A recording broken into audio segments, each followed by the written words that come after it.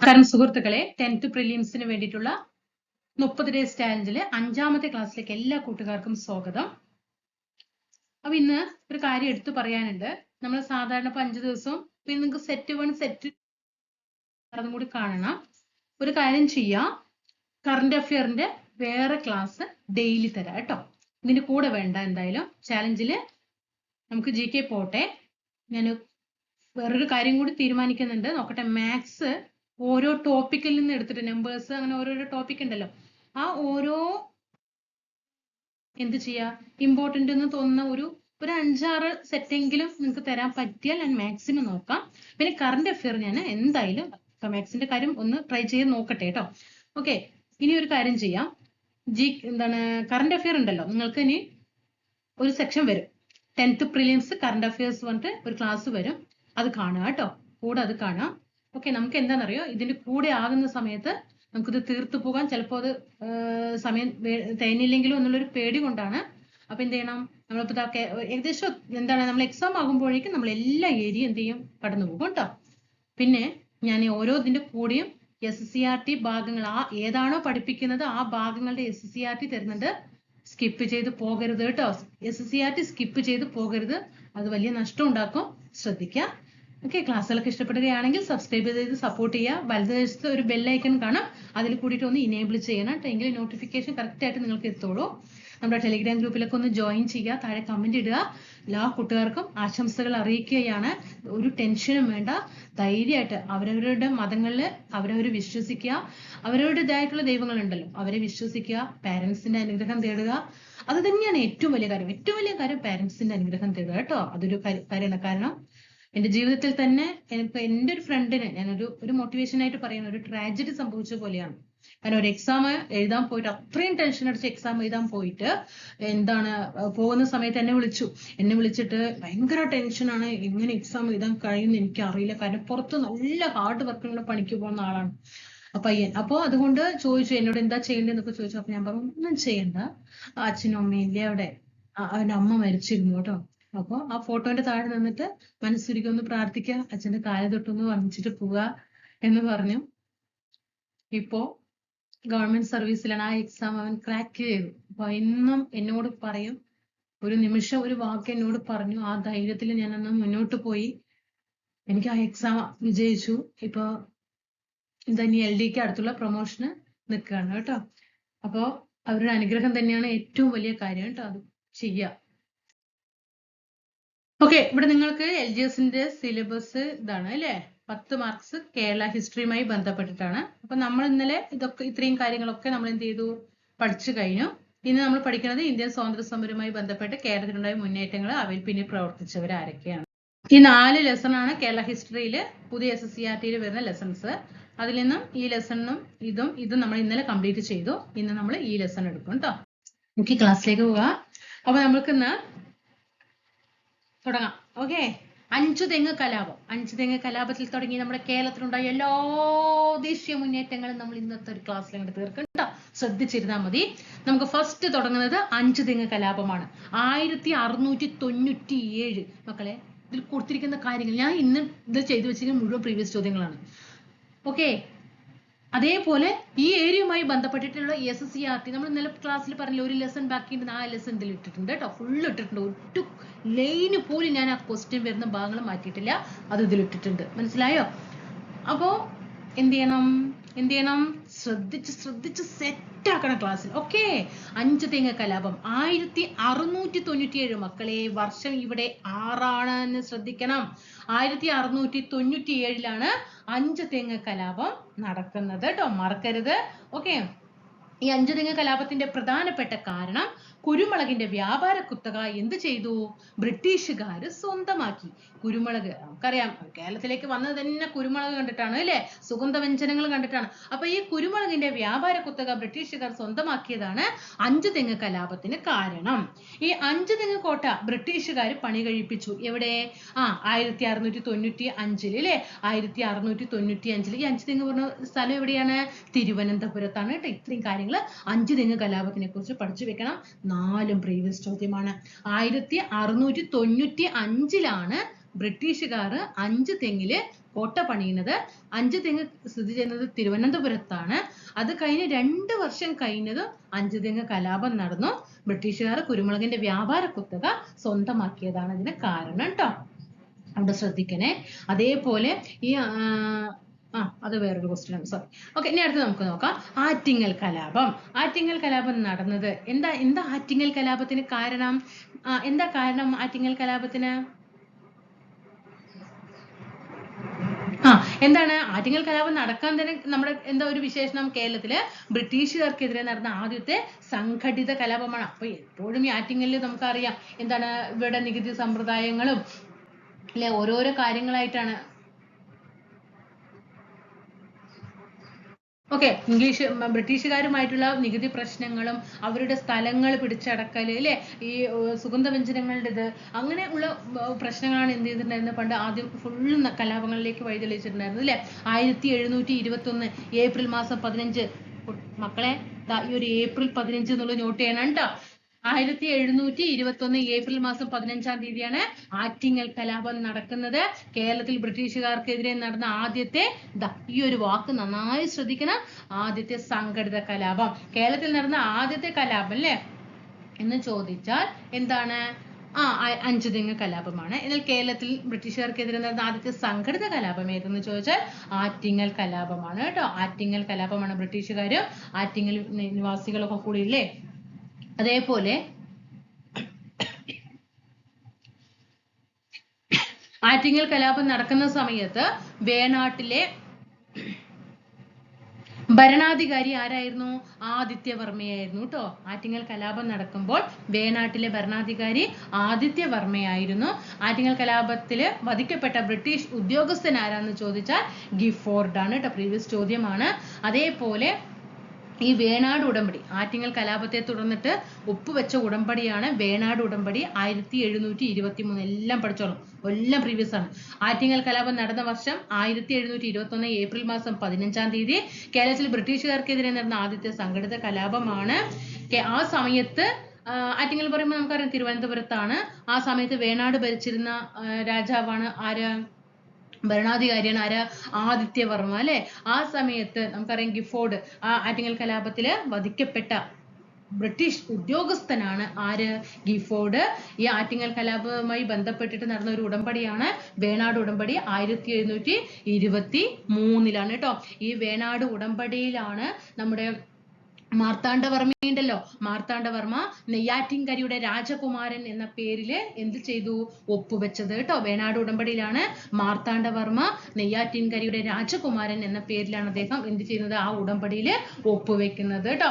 East India കമ്പനിക്ക് ഇപ്പൊ നമ്മളിപ്പോ തിരുവിതാംകൂറിന് വേണ്ടിയിട്ടാണ് ആര് ഒപ്പിട്ട് വെക്കുന്നത്? വേണാട് ഉടമ്പടിയിൽ മാർത്താണ്ഡവർമ്മ. അതേ സ്ഥാനത്ത് ഇംഗ്ലീഷ് ഈസ്റ്റ് ഇന്ത്യ കമ്പനിയിൽ നിന്നും ഒരാൾ ഒപ്പിടുന്നുണ്ടേ. കാരണം ബ്രിട്ടീഷുകാരും മറ്റേ ആറ്റിങ്ങൽ എന്താണ് തിരുവിതാംകൂറും തമ്മിലുള്ള ഒരു ഉടമ്പടിയാണല്ലോ ഈ വേണാട് ഉടമ്പടി എന്ന് പറയുന്നത്. അപ്പോ ഈ തിരുവിതാംകൂറിന് വേണ്ടിയിട്ട് ആര്? മാർത്താണ്ഡവർമ്മ ഒപ്പുവെച്ചതാണ് നെയ്യാറ്റിൻകരയുടെ രാജകുമാരൻ. അപ്പൊ ഇംഗ്ലീഷ് ഈസ്റ്റ് ഇന്ത്യ കമ്പനിക്ക് അവിടെ വേറൊരാൾ ഒപ്പുവെക്കണ്ടേ? അതാരാണ് ഒപ്പുവെച്ചത്? അലക്സാണ്ടർ ഓം ആണ്. ആരാണ്? അലക്സാണ്ടർ ഓം ആണ് ഇംഗ്ലീഷ് ഈസ്റ്റ് ഇന്ത്യ കമ്പനിക്ക് വേണ്ടിയിട്ട് വേണാടില് ഒപ്പുവെച്ചത് കേട്ടോ. ഇത്രയും അഞ്ചുതെങ്ങ് കലാപം, ആറ്റിങ്ങൽ കലാപം. ഓക്കെ. ഇനി അടുത്തത് ഒന്നാം പഴശ്ശി വിപ്ലവം. പഴശ്ശി വിപ്ലവങ്ങൾ 2 എണ്ണം ഉണ്ട് കേട്ടോ. ഒന്നാം പഴശ്ശി വിപ്ലവം ഉണ്ട്, രണ്ടാം പഴശ്ശി വിപ്ലവം ഉണ്ട്.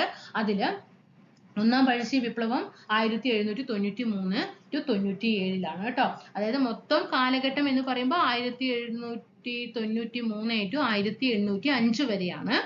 ഓക്കെ, ഇത് പ്രീവിയസ് ചോദ്യമാണ്, പഠിച്ചു വെക്കണം കേട്ടോ. ഒന്നാം പഴശ്ശി വിപ്ലവം നടന്ന കാലഘട്ടം 1793 to 1797 എന്താണ് കാരണം? എന്താണ് തെറ്റായ നികുതി സമ്പ്രദായം അല്ലെ. ഒന്നാം പഴശ്ശി വിപ്ലവത്തിന് കാരണം എന്താണ്? തെറ്റായ നികുതി സമ്പ്രദായം കേട്ടോ. തെറ്റായ നികുതി സമ്പ്രദായമാണ് ഒന്നാം പഴശ്ശി വിപ്ലവത്തിന് കാരണമായത്. അതേപോലെ പഴശ്ശിയുടെ യഥാർത്ഥ നാമം എന്താണ്? കോട്ടയം കേരളവർമ്മ പഴശ്ശിരാജ കേട്ടോ. കോട്ടയം കേരളവർമ്മ പഴശ്ശിരാജ എന്നാണ് അദ്ദേഹത്തിന്റെ യഥാർത്ഥ നാമം. പൈച്ചി രാജ എന്നും കൊട്ടിയോട്ട് രാജ എന്നും അറിയപ്പെടുന്നത് പഴശ്ശിരാജയാണ്. പ്രീവിയസ് ആണ്. എല്ലാം പ്രീവിയസ് പറയില്ല, എല്ലാം പ്രീവിയസ് ആണ് കേട്ടോ. പൈച്ചി രാജ, കൊട്ടിയോട്ട് രാജ എന്നൊക്കെ അറിയപ്പെടുന്നത് ആരാടാ? പഴശ്ശിയാണ് കേട്ടോ. പഴശ്ശിരാജാവാണ്. അതേപോലെ ഈ പഴശ്ശി വിപ്ലവത്തിന്റെ കേന്ദ്രം എന്ന് പറയുന്നത് എവിടെയാണ്? പുരളിമലയാണ് കേട്ടോ. പഴശ്ശി വിപ്ലവത്തിന്റെ കേന്ദ്രം എവിടെയാണ്? പുരളിമലയാണ്. ഒന്നാം പഴശ്ശി വിപ്ലവത്തിന്റെ പ്രധാനപ്പെട്ട കേന്ദ്രം പുരളിമലയാണ്. പുരളിമല എവിടെയാണ്? കണ്ണൂരാണ് കേട്ടോ. പുരളിമല എവിടെയാണ്? കണ്ണൂരാണ്. അതേപോലെ ഒന്നാം പഴശ്ശി വിപ്ലവം അവസാനിപ്പിക്കാൻ ഈ പഴശ്ശി രാജാവിനും ബ്രിട്ടീഷുകാർക്കിന്റെയും ഇടയിൽ ഒരു ഇടനിലക്കാരനായിട്ട് നിന്ന ആളാണ് ആര്? ചിറക്കൽ രാജാവ് കേട്ടോ. പഴശ്ശി വിപ്ലവം എന്ത് ചെയ്താലും അതിനൊരു അവസാനം വേണമല്ലേ? അങ്ങനെ ഈ പഴശ്ശി വിപ്ലവം അവസാനിപ്പിക്കാൻ വേണ്ടിയിട്ട് പഴശ്ശിയുടെയും ബ്രിട്ടീഷുകാരുടെയും ഇടയിൽ ഒരു ഇടനിലക്കാരനായിട്ട് നിന്നത് ചിറക്കൽ രാജാവാണ്. അപ്പൊ ഒന്നാം പഴശ്ശി വിപ്ലവം നടന്നത് 1793 to 1797 തെറ്റായ നികുതി സമ്പ്രദായമാണ്. പഴശ്ശിയുടെ യഥാർത്ഥ നാമം കോട്ടയം കേരളവർമ്മ പഴശ്ശിരാജ എന്നാണ്. പഴശ്ശിരാജ എന്നും കൊട്ടിയോട്ട് രാജ എന്നും അറിയപ്പെടുന്നത് പഴശ്ശി രാജാവാണ്. ഒന്നാം പഴശ്ശി വിപ്ലവത്തിന്റെ പ്രധാനപ്പെട്ട കേന്ദ്രം എന്ന് പറയുന്നത് പുരളിമലയാണ്. പുരളിമല കണ്ണൂർ ജില്ലയിലാണ്. ഈ ഒന്നാം പഴശ്ശി വിപ്ലവം അവസാനിപ്പിക്കാൻ വേണ്ടിയിട്ട് ഇടനിലക്കാരനായി നിന്നത് ചിറക്കൽ രാജാവാണ്. ഓക്കെ ആണോടാ? ഇനി രണ്ടാം പഴശ്ശി വിപ്ലവം 1800 to 1805 രണ്ടാം പഴശ്ശി വിപ്ലവം നടക്കുന്നത്. രണ്ടാം പഴശ്ശി വിപ്ലവത്തിന് കാരണം ബ്രിട്ടീഷുകാർ വയനാട് പിടിച്ചെടുക്കാൻ ശ്രമിച്ചതാണ്. നമുക്കതിൽ ആർതർ വെല്ലസ്ലിയെ കുറിച്ചിട്ട് പറയണം. അതായത് ഈ പഴശ്ശി കലാപത്തെ നേരിടാൻ വേണ്ടിയിട്ട് എന്താണ് ബ്രിട്ടീഷ് പട്ടാളങ്ങളുടെ സർവ്വ സൈന്യാധിപനായിട്ട് നിയമിതനായത് ആരാണ്? ആർതർ വെല്ലസ്ലിയാണ് കേട്ടോ. അതായത് രണ്ടാം പഴശ്ശി വിപ്ലവത്തില് ഈ സ്ഥലങ്ങൾ പിടിച്ചെടുക്കാൻ വേണ്ടിയിട്ട് മുന്നോട്ട് നിന്നത് ആരാണ്? ആർതർ വെല്ലസ്ലിയാണ്. ആരാണ്? ആർതർ വെല്ലസ്ലിയാണ്.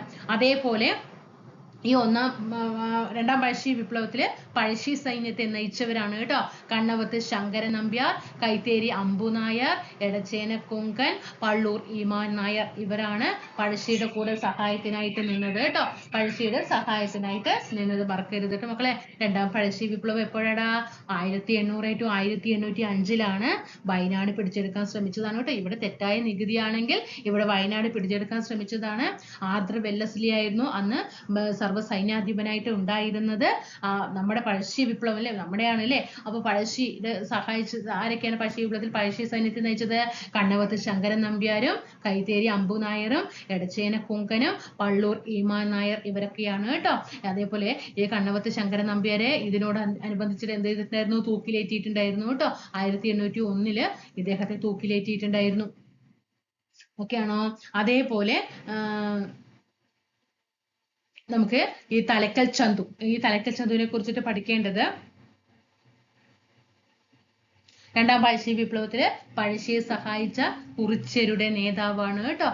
രണ്ടാം പഴശ്ശി വിപ്ലവത്തില് പഴശ്ശിയെ സഹായിച്ച കുറിച്യരുടെ നേതാവാണ് ആര്? തലക്കൽ ചന്തു കേട്ടോ.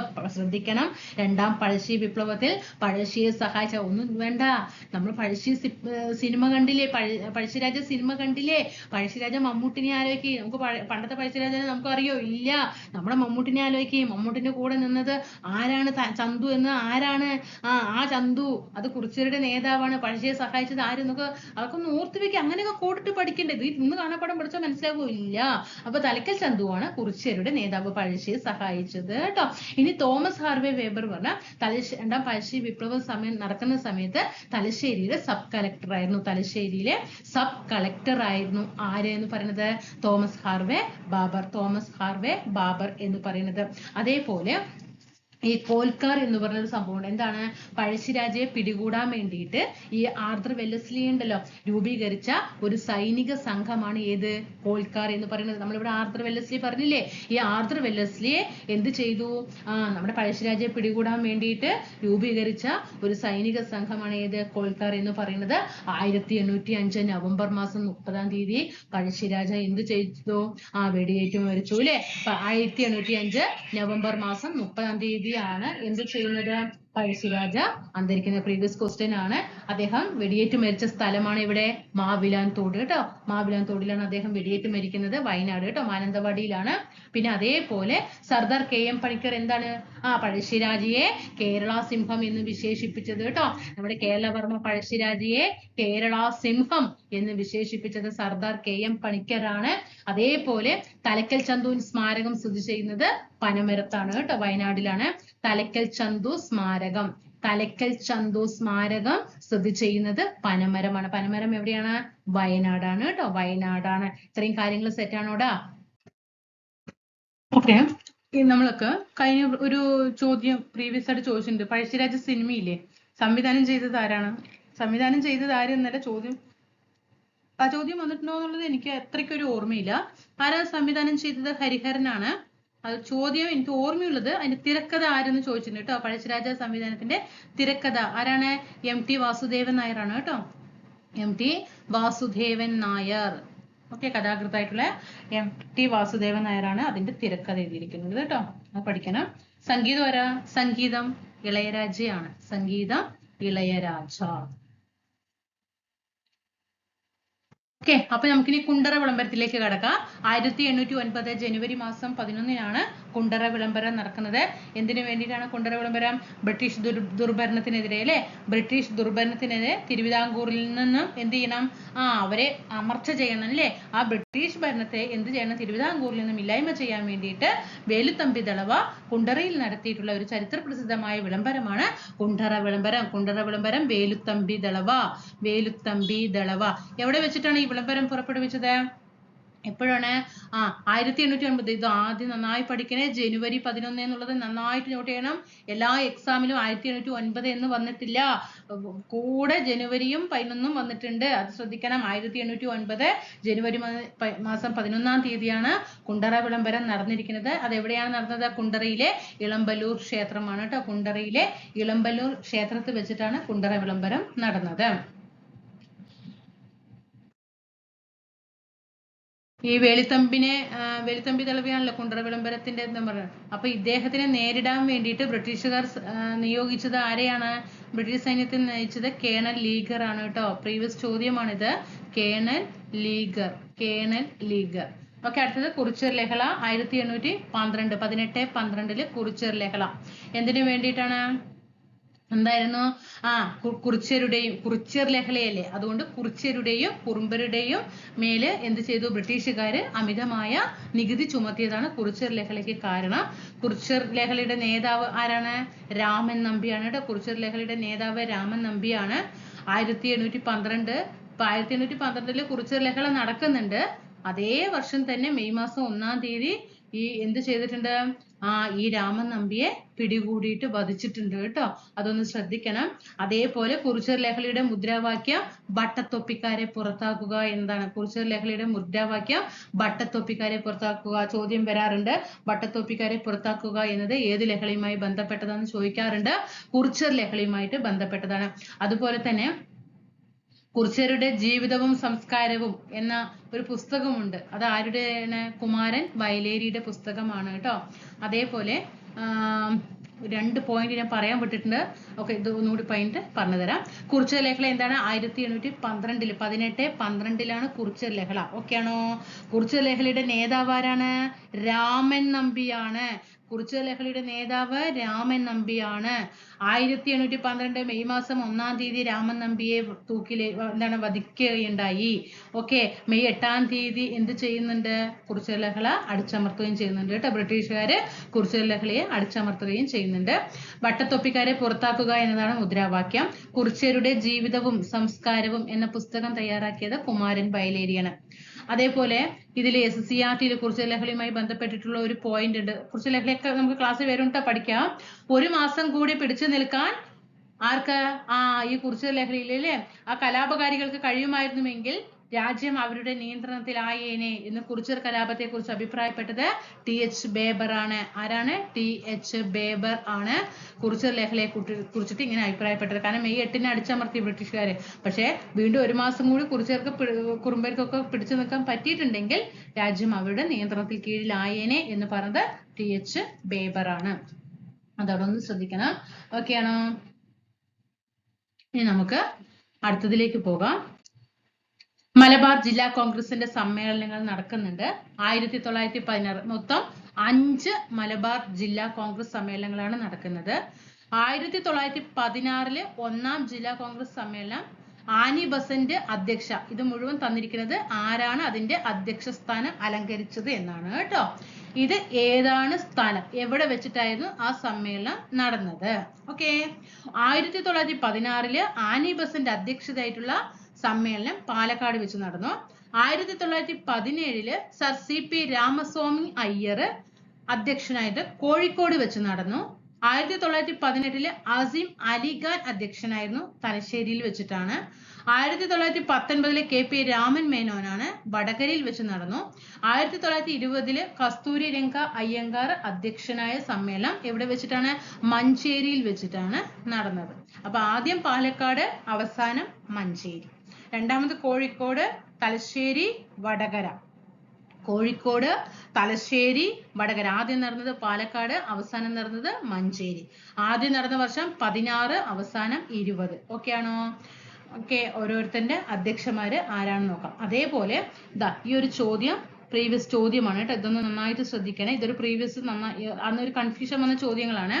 ഈ 1920 മഞ്ചേരി സമ്മേളനത്തില് ഏതൊക്കെ വിഷയങ്ങളാണ് ചർച്ച ചെയ്തത് എന്ന് ചോദിച്ചിട്ടുണ്ട്. ഭരണപരിഷ്കരണവും, കുടിയാൻ പ്രശ്നവും, ഖിലാഫത്ത് പ്രശ്നവും കേട്ടോ. ഭരണപരിഷ്കരണം, കുടിയാൻ പ്രശ്നം, ഖിലാഫത്ത്, ഈ 3 കാര്യങ്ങളാണ് അന്ന് എന്ത് ചെയ്തത്? ആ മലബാർ ജില്ലാ കോൺഗ്രസിന്റെ സമ്മേളനത്തില് ചർച്ച ചെയ്ത വിഷയം. ഏത്? 5ാമത്തെ മലബാർ ജില്ലാ കോൺഗ്രസ് സമ്മേളനത്തിൽ കേട്ടോ. ഓക്കെ, അതേപോലെ ഈ 1920 അല്ലേ, ഈ 5ാമത്തെ ജില്ലാ കോൺഗ്രസ് സമ്മേളന സമയത്താണ് നമ്മുടെ ഗാന്ധിജി എന്ത് ചെയ്യുന്നത്? ഖിലാഫത്ത് പ്രസ്ഥാനത്തിന് പിന്തുണ പ്രഖ്യാപിക്കുന്നത് അല്ലെ. ഗാന്ധിജി ഖിലാഫത്ത് പ്രസ്ഥാനത്തിന് പിന്തുണ പ്രഖ്യാപിക്കുന്നത് ഈ 1920 കാലഘട്ടത്തിലാണ്. അടുത്തത് മലബാർ കലാപം നടക്കുകയാണ് 1921 മലബാർ കലാപം. വെരി ഇമ്പോർട്ടന്റ് ആണ്, നന്നായിട്ട് പഠിക്കേണ്ട ഏരിയ ആണ്. ഖിലാഫത്ത് സമരവുമായി ബന്ധപ്പെട്ട് നടന്ന കേരളത്തിലെ ഒരു കലാപമാണ് കേട്ടോ. ഖിലാഫത്ത് സമരവുമായി ബന്ധപ്പെട്ട് കേരളത്തിൽ നടന്ന കലാപമാണ് ഏത്? മലബാർ കലാപം, അല്ലെങ്കിൽ മാപ്പിള ലഹള എന്നൊക്കെ പറയും. 1921 ഈ മലബാർ കലാപം പെട്ടെന്ന് ഉണ്ടാകാൻ കാരണം പൂക്കോട്ടൂർ യുദ്ധമാണ്. മലബാർ കലാപം പെട്ടെന്ന് ഉണ്ടാകാൻ കാരണം എന്താണ്? പൂക്കോട്ടൂർ യുദ്ധമാണ്. അതായത് എന്താണ് പൂക്കോട്ടൂർ യുദ്ധം? അതായത് പൂക്കോട്ടൂർ എന്ന് പറഞ്ഞൊരു സ്ഥലമുണ്ട്. അവിടെ ഒരു ഖിലാഫത്ത് കമ്മിറ്റിയുടെ സെക്രട്ടറി ആയിരുന്ന വടക്കേ വീട്ടില് മുഹമ്മദിനെ എന്ത് ചെയ്തു? അറസ്റ്റ് ചെയ്യാൻ ശ്രമിച്ചതിനെ തുടർന്നിട്ട് പൂക്കോട്ടൂർ കലാപം പൊട്ടിപ്പുറപ്പെട്ടത് കേട്ടോ. അവിടെ ശ്രദ്ധിക്കണം. വടക്കേ വീട്ടിലെ മുഹമ്മദിനെ, ഖിലാഫത്ത് കമ്മിറ്റിയുടെ സെക്രട്ടറി ആയിരുന്നു അദ്ദേഹം, അദ്ദേഹത്തിനെ അറസ്റ്റ് ചെയ്യാൻ ശ്രമിച്ചതാണ് പൂക്കോട്ടൂർ യുദ്ധം ഉണ്ടാകാൻ കാരണം. ഈ പൂക്കോട്ടൂർ യുദ്ധമാണ് എന്ത് ചെയ്യുന്നത്? മലബാർ കലാപത്തിന് കാരണമാകുന്നത്. മലബാർ കലാപത്തിന്റെ പ്രധാനപ്പെട്ട കേന്ദ്രം തിരൂരങ്ങാടിയാണ്. മലബാർ കലാപത്തിന്റെ പ്രധാനപ്പെട്ട കേന്ദ്രം തിരൂരങ്ങാടിയാണ്. മലബാർ കലാപത്തിന്റെ നേതാക്കൾ ആരൊക്കെയെന്ന് ചോദിച്ചാൽ കുഞ്ഞഹമ്മദ് ഹാജിയും സീതിക്കോയ തങ്ങളും അലി മുസലിയാറുമാണ്. കുഞ്ഞഹമ്മദ് ഹാജി, സീതിക്കോയ തങ്ങൾ, അലി മുസലിയാർ, ഇവരൊക്കെയാണ് മലബാർ കലാപത്തിന്റെ നേതാക്കൾ എന്ന് പറയുന്നത്. 1921 പൂക്കോട്ടൂർ യുദ്ധമാണ് ചോദ്യം വന്നിട്ടുണ്ട്. മലബാർ കലാപം പെട്ടെന്ന് പൊട്ടിപ്പുറപ്പെടാൻ കാരണമായ യുദ്ധം ഏതെന്ന് ചോദിച്ചിട്ടുണ്ട്. പൂക്കോട്ടൂർ യുദ്ധമാണ്. തിരൂരങ്ങാടിയാണ് അതിന്റെ കേന്ദ്രം. 3 നേതാക്കൾ ആരൊക്കെയാന്ന് പഠിച്ചു വെക്കുക. മലബാർ കലാപം ആസ്പദമാക്കിയിട്ട് കുമാരനാശാൻ, ആരാണ്? മലബാർ കലാപത്തെ ആസ്പദമാക്കി കുമാരനാശാൻ എഴുതിയ കൃതിയാണ് ഏത്? ദുരവസ്ഥ. പ്രീവിയസ് ചോദ്യമാണ്, ദുരവസ്ഥ കേട്ടോ. കുമാരനാശാൻ എഴുതിയതാണ് ദുരവസ്ഥ. അതുപോലെ ഉറൂബ് എന്ന എഴുത്തുകാരൻ എഴുതിയതാണ് ഏത്? സുന്ദരികളും സുന്ദരന്മാരും അല്ലെ. സുന്ദരികളും സുന്ദരിമാരും. ഓക്കെ ആണോ? പിന്നെ അതേപോലെ ഈ മലബാർ കലാപം എന്ന പുസ്തകം എഴുതിയതാരാണ്? മലബാർ കലാപം എന്ന പുസ്തകം രചിച്ചത് കെ മാധവൻ നായരാണ്. ആരാണ്? കെ മാധവൻ നായർ. കെ മാധവൻ നായർ കേട്ടോ. ഇനി മലബാർ മാനുവൽ എന്ന ഗ്രന്ഥം പഠിച്ചു വെക്കണേ, ശ്രദ്ധിക്കണം കേട്ടോ. ക്വസ്റ്റ്യൻ ശ്രദ്ധിക്കണേ. മലബാർ മാനുവൽ എന്ന ഗ്രന്ഥം രചിച്ചത് ആരാണ്? വില്യം ലോഗനാണ് കേട്ടോ. വില്യം ലോഗനാണ് മലബാർ കലാപം മലബാർ മാനുവൽ എന്ന ഗ്രന്ഥം രചിച്ചത് വില്യം ലോഗനാണ് കേട്ടോ. അതുപോലെ മലബാർ കലാപത്തെ ആസ്പദമാക്കി 1921 എന്ന സിനിമ സംവിധാനം ചെയ്തത് ആരാണ്? IV ശശിയാണ് കേട്ടോ. IV ശശിയാണ്. സിനിമയുടെ ഭർത്താവുണ്ടല്ലോ, IV ശശി. 1921 എന്ന സിനിമയും മലബാർ കലാപത്തെ ആസ്പദമാക്കിയിട്ടാണ്. പഠിച്ചു വെക്കണം കേട്ടോ. അതേപോലെ ഖിലാഫത്ത് സ്മരണകൾ എന്നത് ആരുടേതാണ്? ബ്രഹ്മദത്തൻ നമ്പൂതിരിപ്പാടിൻ്റെതാണ്. അപ്പൊ കുമാരനാശാന്റേതാണ് ദുരവസ്ഥ, ഉറൂബിന്റേതാണ് സുന്ദരികളും സുന്ദരന്മാരും. അതേപോലെ മലബാർ കലാപം എന്ന പുസ്തകം രചിച്ചത് കെ മാധവൻ നായരാണ്. മലബാർ മാനുവൽ എന്ന ഗ്രന്ഥം വില്യം ലോഗന്റേതാണ്. മലബാർ കലാപത്തെ ആസ്പദമാക്കി ഇറങ്ങിയ സിനിമയാണ് 1921 IV ശശി സംവിധാനം ചെയ്തത്. അടുത്തത് വാഗൺ ട്രാജഡി നടക്കുന്ന മലബാർ കലാപവുമായി ബന്ധപ്പെട്ട് നടക്കുന്നതാണ് ഏത് വാഗൺ ട്രാജഡി എന്ന് പറയുന്നത്. 1921 നവംബർ മാസം 10-ാം തീയതി. എല്ലാ മാസവും ഡേറ്റും പഠിച്ചോ. ഞാൻ ഏത് മാസവും ഡേറ്റും ഇവിടെ കൊടുത്തിട്ടുണ്ടോ അത് പഠിച്ചോ, കാരണം പ്രീവിയസ് ചോദ്യമാണ്. വാഗൺ ട്രാജഡി 1921 നവംബർ മാസം 10-ാം തീയതിയാണ് വാഗൺ ട്രാജഡി നടന്നത്. 1921 നവംബർ മാസം 10-ാം തീയതി. എന്താണ് ഈ വാഗൺ ട്രാജഡി ഉണ്ടാകാൻ കാരണം? മലബാർ കലാപത്തിനെ തുടർന്നിട്ടാണ് അല്ലേ. അതായത് ഈ മലബാർ കലാപകാരികളെ ഉണ്ടല്ലോ, ഈ ഒരു ഗുഡ്സ് വാഗണിൽ മലബാർ കലാപത്തിന് ശ്രമിച്ചവരെ ആ ഗുഡ്സ് വാഗണിൽ നിറച്ചിട്ട്, അതായത് ശ്വാസം പോലും എടുക്കാൻ പറ്റാത്ത ഒരു അവസ്ഥയിൽ ആ ഗുഡ്സ് വണ്ടിയിൽ നിറച്ചിട്ട് തിരൂരിൽ നിന്നും എന്ത് ചെയ്യണം, മലപ്പുറത്താണല്ലോ തിരൂര്, ആ തിരൂരിൽ നിന്നും കോയമ്പത്തൂരിലെ ബല്ലാരി ജയിലിലേക്ക് എന്ത് ചെയ്തു, കൊണ്ടുപോയി. അങ്ങനെ കൊണ്ടുപോകും വഴി എന്ത് ചെയ്തു, SCRT പ്രകാരം എത്രയാണ്, 72 പേരാണ് മരണപ്പെടുന്നത് കേട്ടോ. പക്ഷെ 90-ഉം 67-ഉം എന്നൊക്കെ പറയുന്നുണ്ട് അതില്. പക്ഷെ SCRT-യിൽ 72 എന്നാണ് കൊടുത്തിരിക്കുന്നത് കേട്ടോ. 72 പേരാണ് മരണപ്പെടുന്നത് കേട്ടോ.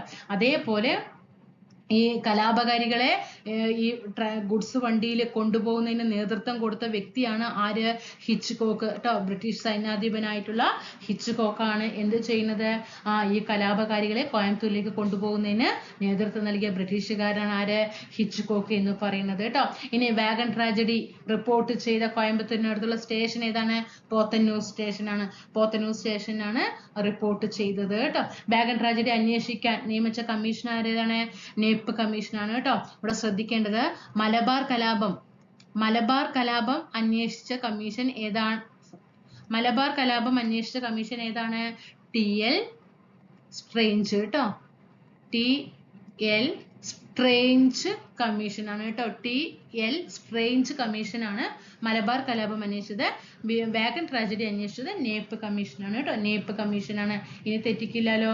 അതേപോലെ ഈ ബ്ലാക്ക് ഹോൾ ഓഫ് പോത്തന്നൂർ എന്ന വാഗൺ ട്രാജഡി വിശേഷിപ്പിച്ചത് ആരാണ്, സുമിത് സർക്കാരാണ് കേട്ടോ. സുമിത് സർക്കാരാണ് ബ്ലാക്ക് ഹോൾ ഓഫ് പോത്തന്നൂർ എന്ന വാഗൺ ട്രാജഡിയെ വിശേഷിപ്പിച്ചത്. വാഗൺ ട്രാജഡി സ്മാരകം സ്ഥിതി ചെയ്യുന്നത് തിരൂരാണ്. വാഗൺ ട്രാജഡി സ്മാരകം സ്ഥിതി ചെയ്യുന്നത് തിരൂരാണ്. അപ്പൊ നമ്മൾ എന്തൊക്കെയാണ് പഠിച്ചത്, മലബാർ കലാപവുമായി ബന്ധപ്പെട്ടിട്ടാണ് വാഗൺ ട്രാജഡി നടന്നത്. 1921 നവംബർ മാസം 10-ാം തീയതി നടന്നു. അതേ എന്താ വാഗൺ ട്രാജഡി ചോദിച്ചാൽ എന്താ വിശേഷങ്ങൾ നമ്മൾ പറഞ്ഞു. അത് അന്വേഷിച്ച കമ്മീഷനാണ് നേപ്പ് കമ്മീഷൻ. വാഗൺ ട്രാജഡി സ്മാരകം സ്ഥിതി ചെയ്യുന്നത് തിരൂരാണ്. അതേപോലെ ഈ വാഗൺ ട്രാജഡി റിപ്പോർട്ട് ചെയ്ത കോയമ്പത്തൂരിനടുത്തുള്ള സ്റ്റേഷൻ ഏതാണെന്ന് ചോദിച്ചാൽ അത് പോത്തന്നൂർ സ്റ്റേഷൻ ആണ് കേട്ടോ. പോത്തന്നൂർ സ്റ്റേഷൻ ആണ്. ഇനി അടുത്തത് ഉപ്പ് സത്യാഗ്രഹമാണ്. 1930 ഏപ്രിൽ മാസം 13-ാം തീയതി. ഏപ്രിൽ 13 ഉപ്പ് സത്യാഗ്രഹം ഏപ്രിൽ 13-നാണ് നടക്കുന്നത്. ഉപ്പ് സത്യാഗ്രഹത്തിന് നേതൃത്വം നൽകിയത് ആരാണ്, K കേളപ്പനാണ് കേട്ടോ. ഉപ്പ് സത്യാഗ്രഹത്തിന് നേതൃത്വം നൽകിയത് K കേളപ്പനാണ്.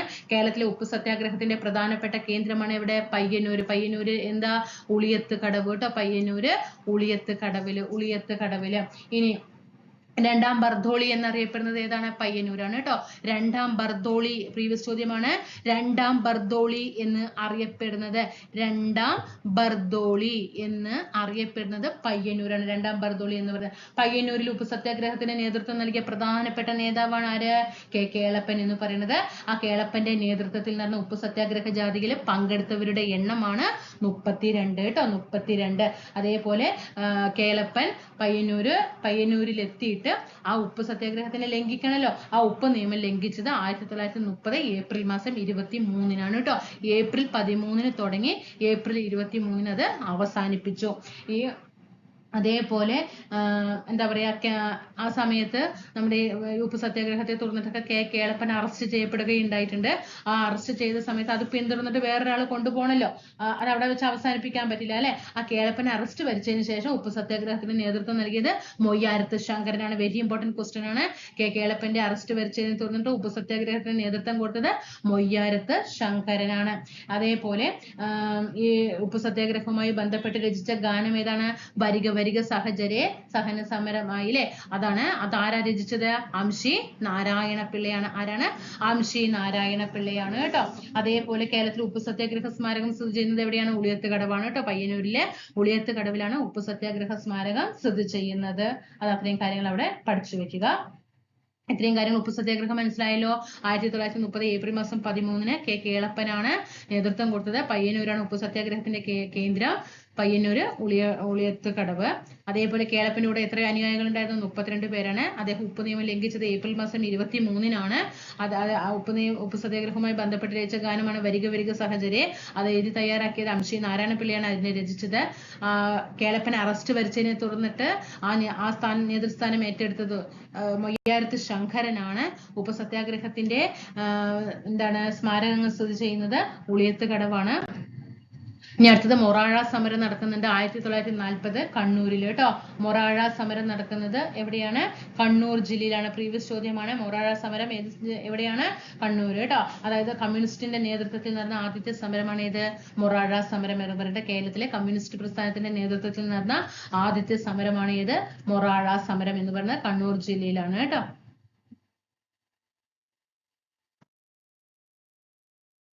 ഈ മൊറാഴ സമരത്തെ തുടർന്നിട്ട് വധശിക്ഷയ്ക്ക് വിധിക്കപ്പെട്ട വിപ്ലവകാരി ആരാന്ന് ചോദിച്ചാൽ KPR ഗോപാലനാണ് കേട്ടോ. KPR ഗോപാലനാണ് വധശിക്ഷയ്ക്ക് വിധിക്കപ്പെട്ടു. പക്ഷെ ഗാന്ധിജിയൊക്കെ അത് ഇടപെട്ടിട്ട് എന്ത് ചെയ്തു?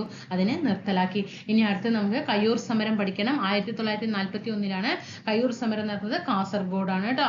കാസർഗോഡ് ഹോസൂർ താലൂക്കിലാണ് കയ്യൂർ സമരം നടക്കുന്നത്. 1941-ലാണ് കയ്യൂർ സമരം നടക്കുന്നത്. കയ്യൂർ സമരം എവിടെയാണ് മക്കളെ? കാസർഗോഡാണ് കേട്ടോ. കാസർഗോഡാണ് അത് പഠിക്കുക. പിന്നെ ഈ കയ്യൂർ സമരം നടന്നത് ഏത് നദീതീരത്താന്ന് ചോദിച്ചാൽ കരിയങ്കോട് നദീതീരത്താണ് കേട്ടോ.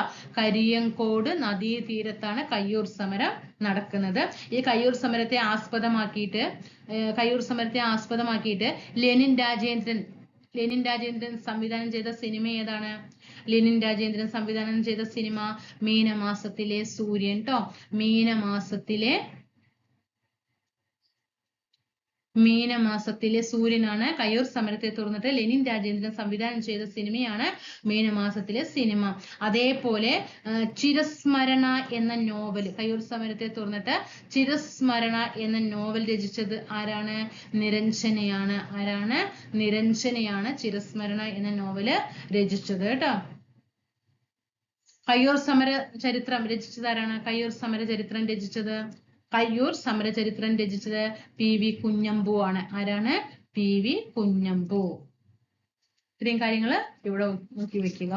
അപ്പൊ മൊറാഴയും കയ്യൂരും മറക്കണ്ട. മൊറാഴ കണ്ണൂരാണെങ്കിൽ കയ്യൂർ സമരം നടന്നത് കാസർഗോഡ് ജില്ല. അടുത്തത് പുന്നപ്ര വയലാർ സമരം 1946-ലാണ് പുന്നപ്ര വയലാർ സമരം നടക്കുന്നത്.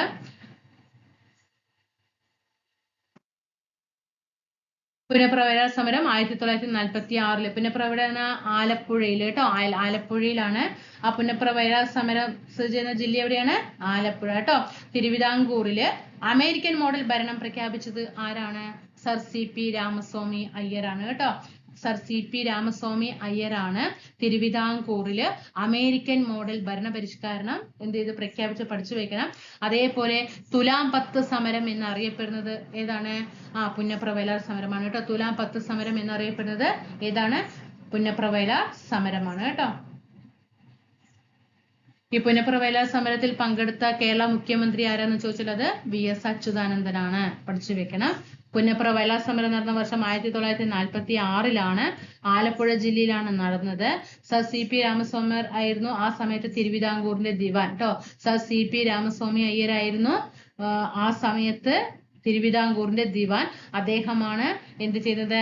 അമേരിക്കൻ മോഡൽ ഭരണം പ്രഖ്യാപിച്ചത് കേട്ടോ. അമേരിക്കൻ മോഡൽ അറബിക്കടൽ അല്ലെ ഏത് സമരവുമായി ബന്ധപ്പെട്ടിരിക്കുന്നു? പുന്നപ്ര വയലാർ സമരവുമായിട്ട് ബന്ധപ്പെട്ടിരിക്കുന്നു കേട്ടോ.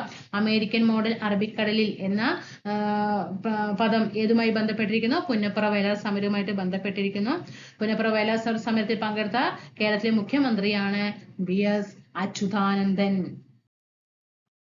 അതിന്റെ ഇടയിൽ ഒരു സംഭവം വിട്ടുപോയി, അതൊന്ന് പഠിച്ചു വെക്കണം. കീഴരിയൂർ ബോംബ് കേസ് നടക്കുന്നത് 1942 കീഴരിയൂർ ബോംബ് കേസ് നടക്കുന്നുണ്ട്. ഈ കീഴരിയൂർ ബോംബ് കേസിന് ആസ്പദമായ സംഭവം എന്താണ്? ക്വിറ്റ് ഇന്ത്യ സമരമാണ് അല്ലെ. ക്വിറ്റ് ഇന്ത്യ സമരമാണ് ചോദിച്ചിട്ടുണ്ട്. കീഴരിയൂർ ബോംബ് കേസിന് കാരണമായിട്ടുള്ള ഇന്ത്യയിലെ പ്രക്ഷോഭം ഏതെന്ന് ചോദിച്ചിട്ടുണ്ട്. ക്വിറ്റ് ഇന്ത്യ സമരമാണ് 1942 കേട്ടോ. പഠിക്കണം. മലബാറിൽ ക്വിറ്റ് ഇന്ത്യ പ്രസ്ഥാനത്തോടനുബന്ധിച്ച് നടന്ന സംഭവം ഏതാണ്?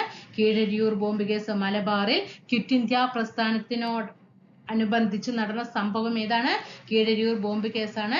കീഴരിയൂർ ബോംബ് കേസുമായി ബന്ധപ്പെട്ട പ്രധാനപ്പെട്ട വ്യക്തി പഠിച്ചു വെച്ചോളണം, KB മേനോനാണ്. ഒരുപാട് പ്രാവശ്യം ചോദിച്ച ചോദ്യമാണിത്. കീഴരിയൂർ ബോംബ് കേസുമായി ബന്ധപ്പെട്ട പ്രധാനപ്പെട്ട വ്യക്തിയാണ് ആര്? KB Menon. KB Menon. Okay ആണ്. അതേപോലെ ഈ ക്വിറ്റ് ഇന്ത്യ സമര അനുകൂലികൾ ഉണ്ടല്ലോ, രഹസ്യമായിട്ട് ആ സമയത്ത് ഒരു പുറത്തിറക്കിയ ഒരു പത്രമുണ്ട്. അത് ഏതാണ്? സ്വതന്ത്ര ഭാരതമാണ് കേട്ടോ. ഏതാണ്? സ്വതന്ത്ര ഭാരതം എന്ന പത്രം ആ സമയത്തൊന്ന് പുറത്തിറക്കിയിട്ടുണ്ടായിരുന്നു. ഈ കീഴരിയൂർ ബോംബ് കേസിന്റെ പ്രധാനപ്പെട്ട ഒരു ബുദ്ധി കേന്ദ്രമാണ് ആര്? KB മേനോൻ കേട്ടോ. കീഴരിയൂർ ബോംബ് കേസിന്റെ പ്രധാനപ്പെട്ട ബുദ്ധി കേന്ദ്രമാണ് ആര്? KB മേനോൻ എന്ന് പറയുന്നത് കേട്ടോ. ഓക്കെ, അത്രയും കാര്യങ്ങളൊക്കെ പഠിച്ചു വെക്കുക. മൊറാഴ സമരം നടന്നത് ഏത് ജില്ലയിലാ? മൊറാഴ സമരം നടന്ന ജില്ല ഏതാണ്? കരിവെള്ളൂർ സമരം നടന്നത് എവിടെയാ? കരിവെള്ളൂർ സമരം നടന്നത് എവിടെയാണ്? കീഴരിയൂർ ബോംബ് കേസ് നടന്നത് ഏത് ജില്ല? പുന്നപ്ര വയലാർ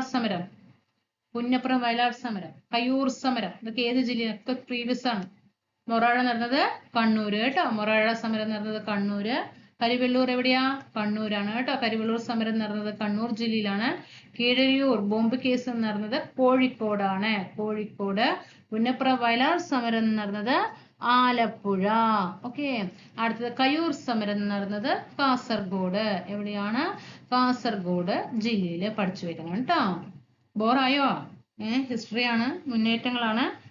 ഇരുന്ന് ഉറങ്ങിയോ? ആരെങ്കിലും ഒന്ന് ഉറങ്ങണ്ടെങ്കിൽ ഒന്ന് എണിച്ചിട്ട് ഫോൺ ഒന്ന് മുഖമൊക്കെ ഒന്ന് കൈയിട്ട് വന്നിട്ട്, കാരണം ബോറടിക്കും. ചില ഇഷ്ടമില്ലാത്തവരൊക്കെ ആണെങ്കിലേ, ഇഷ്ടമില്ലാതല്ല, നമ്മൾ ഇഷ്ടപ്പെട്ട് പഠിക്കുക കേട്ടോ. ഇഷ്ടപ്പെട്ട് നമ്മുടെ നാട്ടിൽ നടന്ന സംഭവങ്ങളാണ്, നമ്മൾ അതിനെ മനസ്സിലാക്കണം എന്ന് പറഞ്ഞിട്ട് ആ രീതിയിലെങ്കിലും ഒന്ന് മനസ്സിലാക്കി വെക്കുക കേട്ടോ. LGS നേടണം. കമ്പനി ബോർഡ് LGS മെയിൻ ആണ്. ഒരുപാട് വേക്കന്റ് ഉള്ളതാണ്. കൂടെ BFA, BEVCO എല്ലാ എക്സാമും നിങ്ങൾ എഴുതാൻ റെഡി ആകണം. ഇനി 3 വർഷം കഴിയണം കമ്പനി കോർപ്പറേഷൻ ലാസ്റ്റ് ഗ്രേഡ് കിട്ടണമെങ്കിൽ. അതിനനുസരിച്ചിട്ട് പ്രവർത്തിക്കുക കേട്ടോ. ഇനി ചാന്നാർ ലഹള നടക്കുന്ന വർഷം ഏതാണ്? 1859 ചാന്നാർ ലഹള കേട്ടോ. പഠിച്ചു വെക്കണേ, വർഷം പഠിക്കണം. 1859 ചാന്നാർ ലഹള നടക്കുന്നത്. അതിൽ ഒന്നാം ചാന്നാർ ലഹളയുണ്ട് കേട്ടോ. ഒന്നാം ചാന്നാർ ലഹള നടക്കുന്ന വർഷം 1822 കേട്ടോ. ഒന്നാം ചാന്നാർ ലഹള നടക്കുന്നത് 1822. എന്തിനാണ് ഈ ചാന്നാർ ലഹള നടക്കുന്ന? മാറുമറയ്ക്കൽ ആവശ്യപ്പെട്ടിട്ട് അല്ലെ? മാറുമറയ്ക്കൽ ആവശ്യപ്പെട്ടിട്ട് തിരുവിതാംകൂറിൽ നടന്ന ഒരു പ്രക്ഷോഭമാണ് ഏത്? ചാന്നാർ ലഹള എന്ന് പറയുന്നത്. അപ്പോ ഒന്നാം ചാന്നാർ ലഹള 1822 എങ്കിലും ഈ ഒരു വർഷം പഠിക്കുക. ചാന്നാർ ലഹള നടന്ന വർഷം ചോദിച്ചാൽ 1859. അതേപോലെ ഈ ഒരു മാസവും വിത്ത് ഡേറ്റ് നന്നായിട്ട് പഠിക്കണം. 1859 ജൂലൈ മാസം 26. അതായത് എന്താ ചോദിച്ചാൽ, എല്ലാ ജാതിയിൽപ്പെട്ട സ്ത്രീകൾക്കും മേൽവസ്ത്രം ധരിക്കാൻ അനുവാദം നൽകിയ ദിവസമാണ് 1859. ഈ ഒരു മാസവും ഡേറ്റും പഠിച്ചു വെക്കണം. 1859 ജൂലൈ മാസം 26 തീയതിയാണ് എല്ലാ ജാതിയിൽപ്പെട്ട സ്ത്രീകൾക്കും മേൽവസ്ത്രം ധരിക്കാൻ അനുവാദം നൽകിയത് കേട്ടോ. അനുവാദം നൽകിയ തിരുവിതാംകൂർ ഭരണാധികാരി ആരാണ്? ഉത്രം തിരുനാൾ മാർത്താണ്ഡവർമ്മയാണ് കേട്ടോ. ഉത്രം തിരുനാൾ മാർത്താണ്ഡവർമ്മ. പഠിച്ചോ? അതുപോലെ വൈകുണ്ഠ സ്വാമികള് ഇതിൽ വരുന്നുണ്ട്. ഇമ്പോർട്ടന്റ് ആണ്. ചാന്നാർ ലഹളയ്ക്ക് പ്രചോദനമായ ആത്മീയ നേതാവ് ആരെന്ന് ചോദിച്ചാൽ വൈകുണ്ഠ സ്വാമികളാണ് കേട്ടോ. അതായത് ഈ വൈകുണ്ഠ സ്വാമികളാണ് ഇതിന് കൂടുതലായിട്ട് പ്രവർത്തിച്ചത്. ഇങ്ങനെ മാറുമറിക്കാൻ വേണ്ടിയിട്ട് കൂടുതലായിട്ട് പ്രവർത്തിച്ചത് ആരാണ്? വൈകുണ്ഠ സ്വാമികളാണ്. പിന്നീട് അറിയാലോ, നവോത്ഥാന നായകനാണ്, ഒരു ആത്മീയ നേതാവാണ് അദ്ദേഹം അല്ലെ. വൈകുണ്ഠ സ്വാമികളൊക്കെ നമ്മൾ ഇഷ്ടം പോലെ കാര്യങ്ങൾ പഠിച്ചിട്ടുണ്ട്.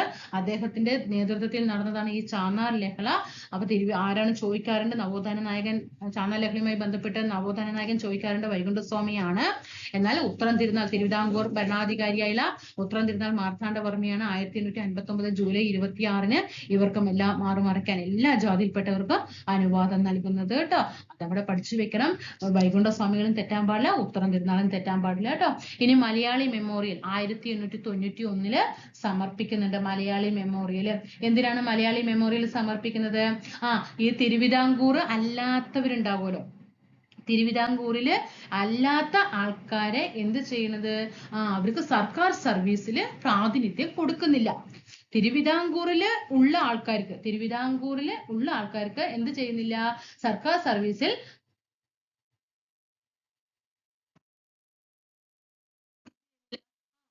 സർവീസിൽ മുൻഗണന ട്ടോ. അതായത് തിരുവിതാംകൂറില് അല്ലാത്തവരെ എന്ത് ചെയ്യാണ്?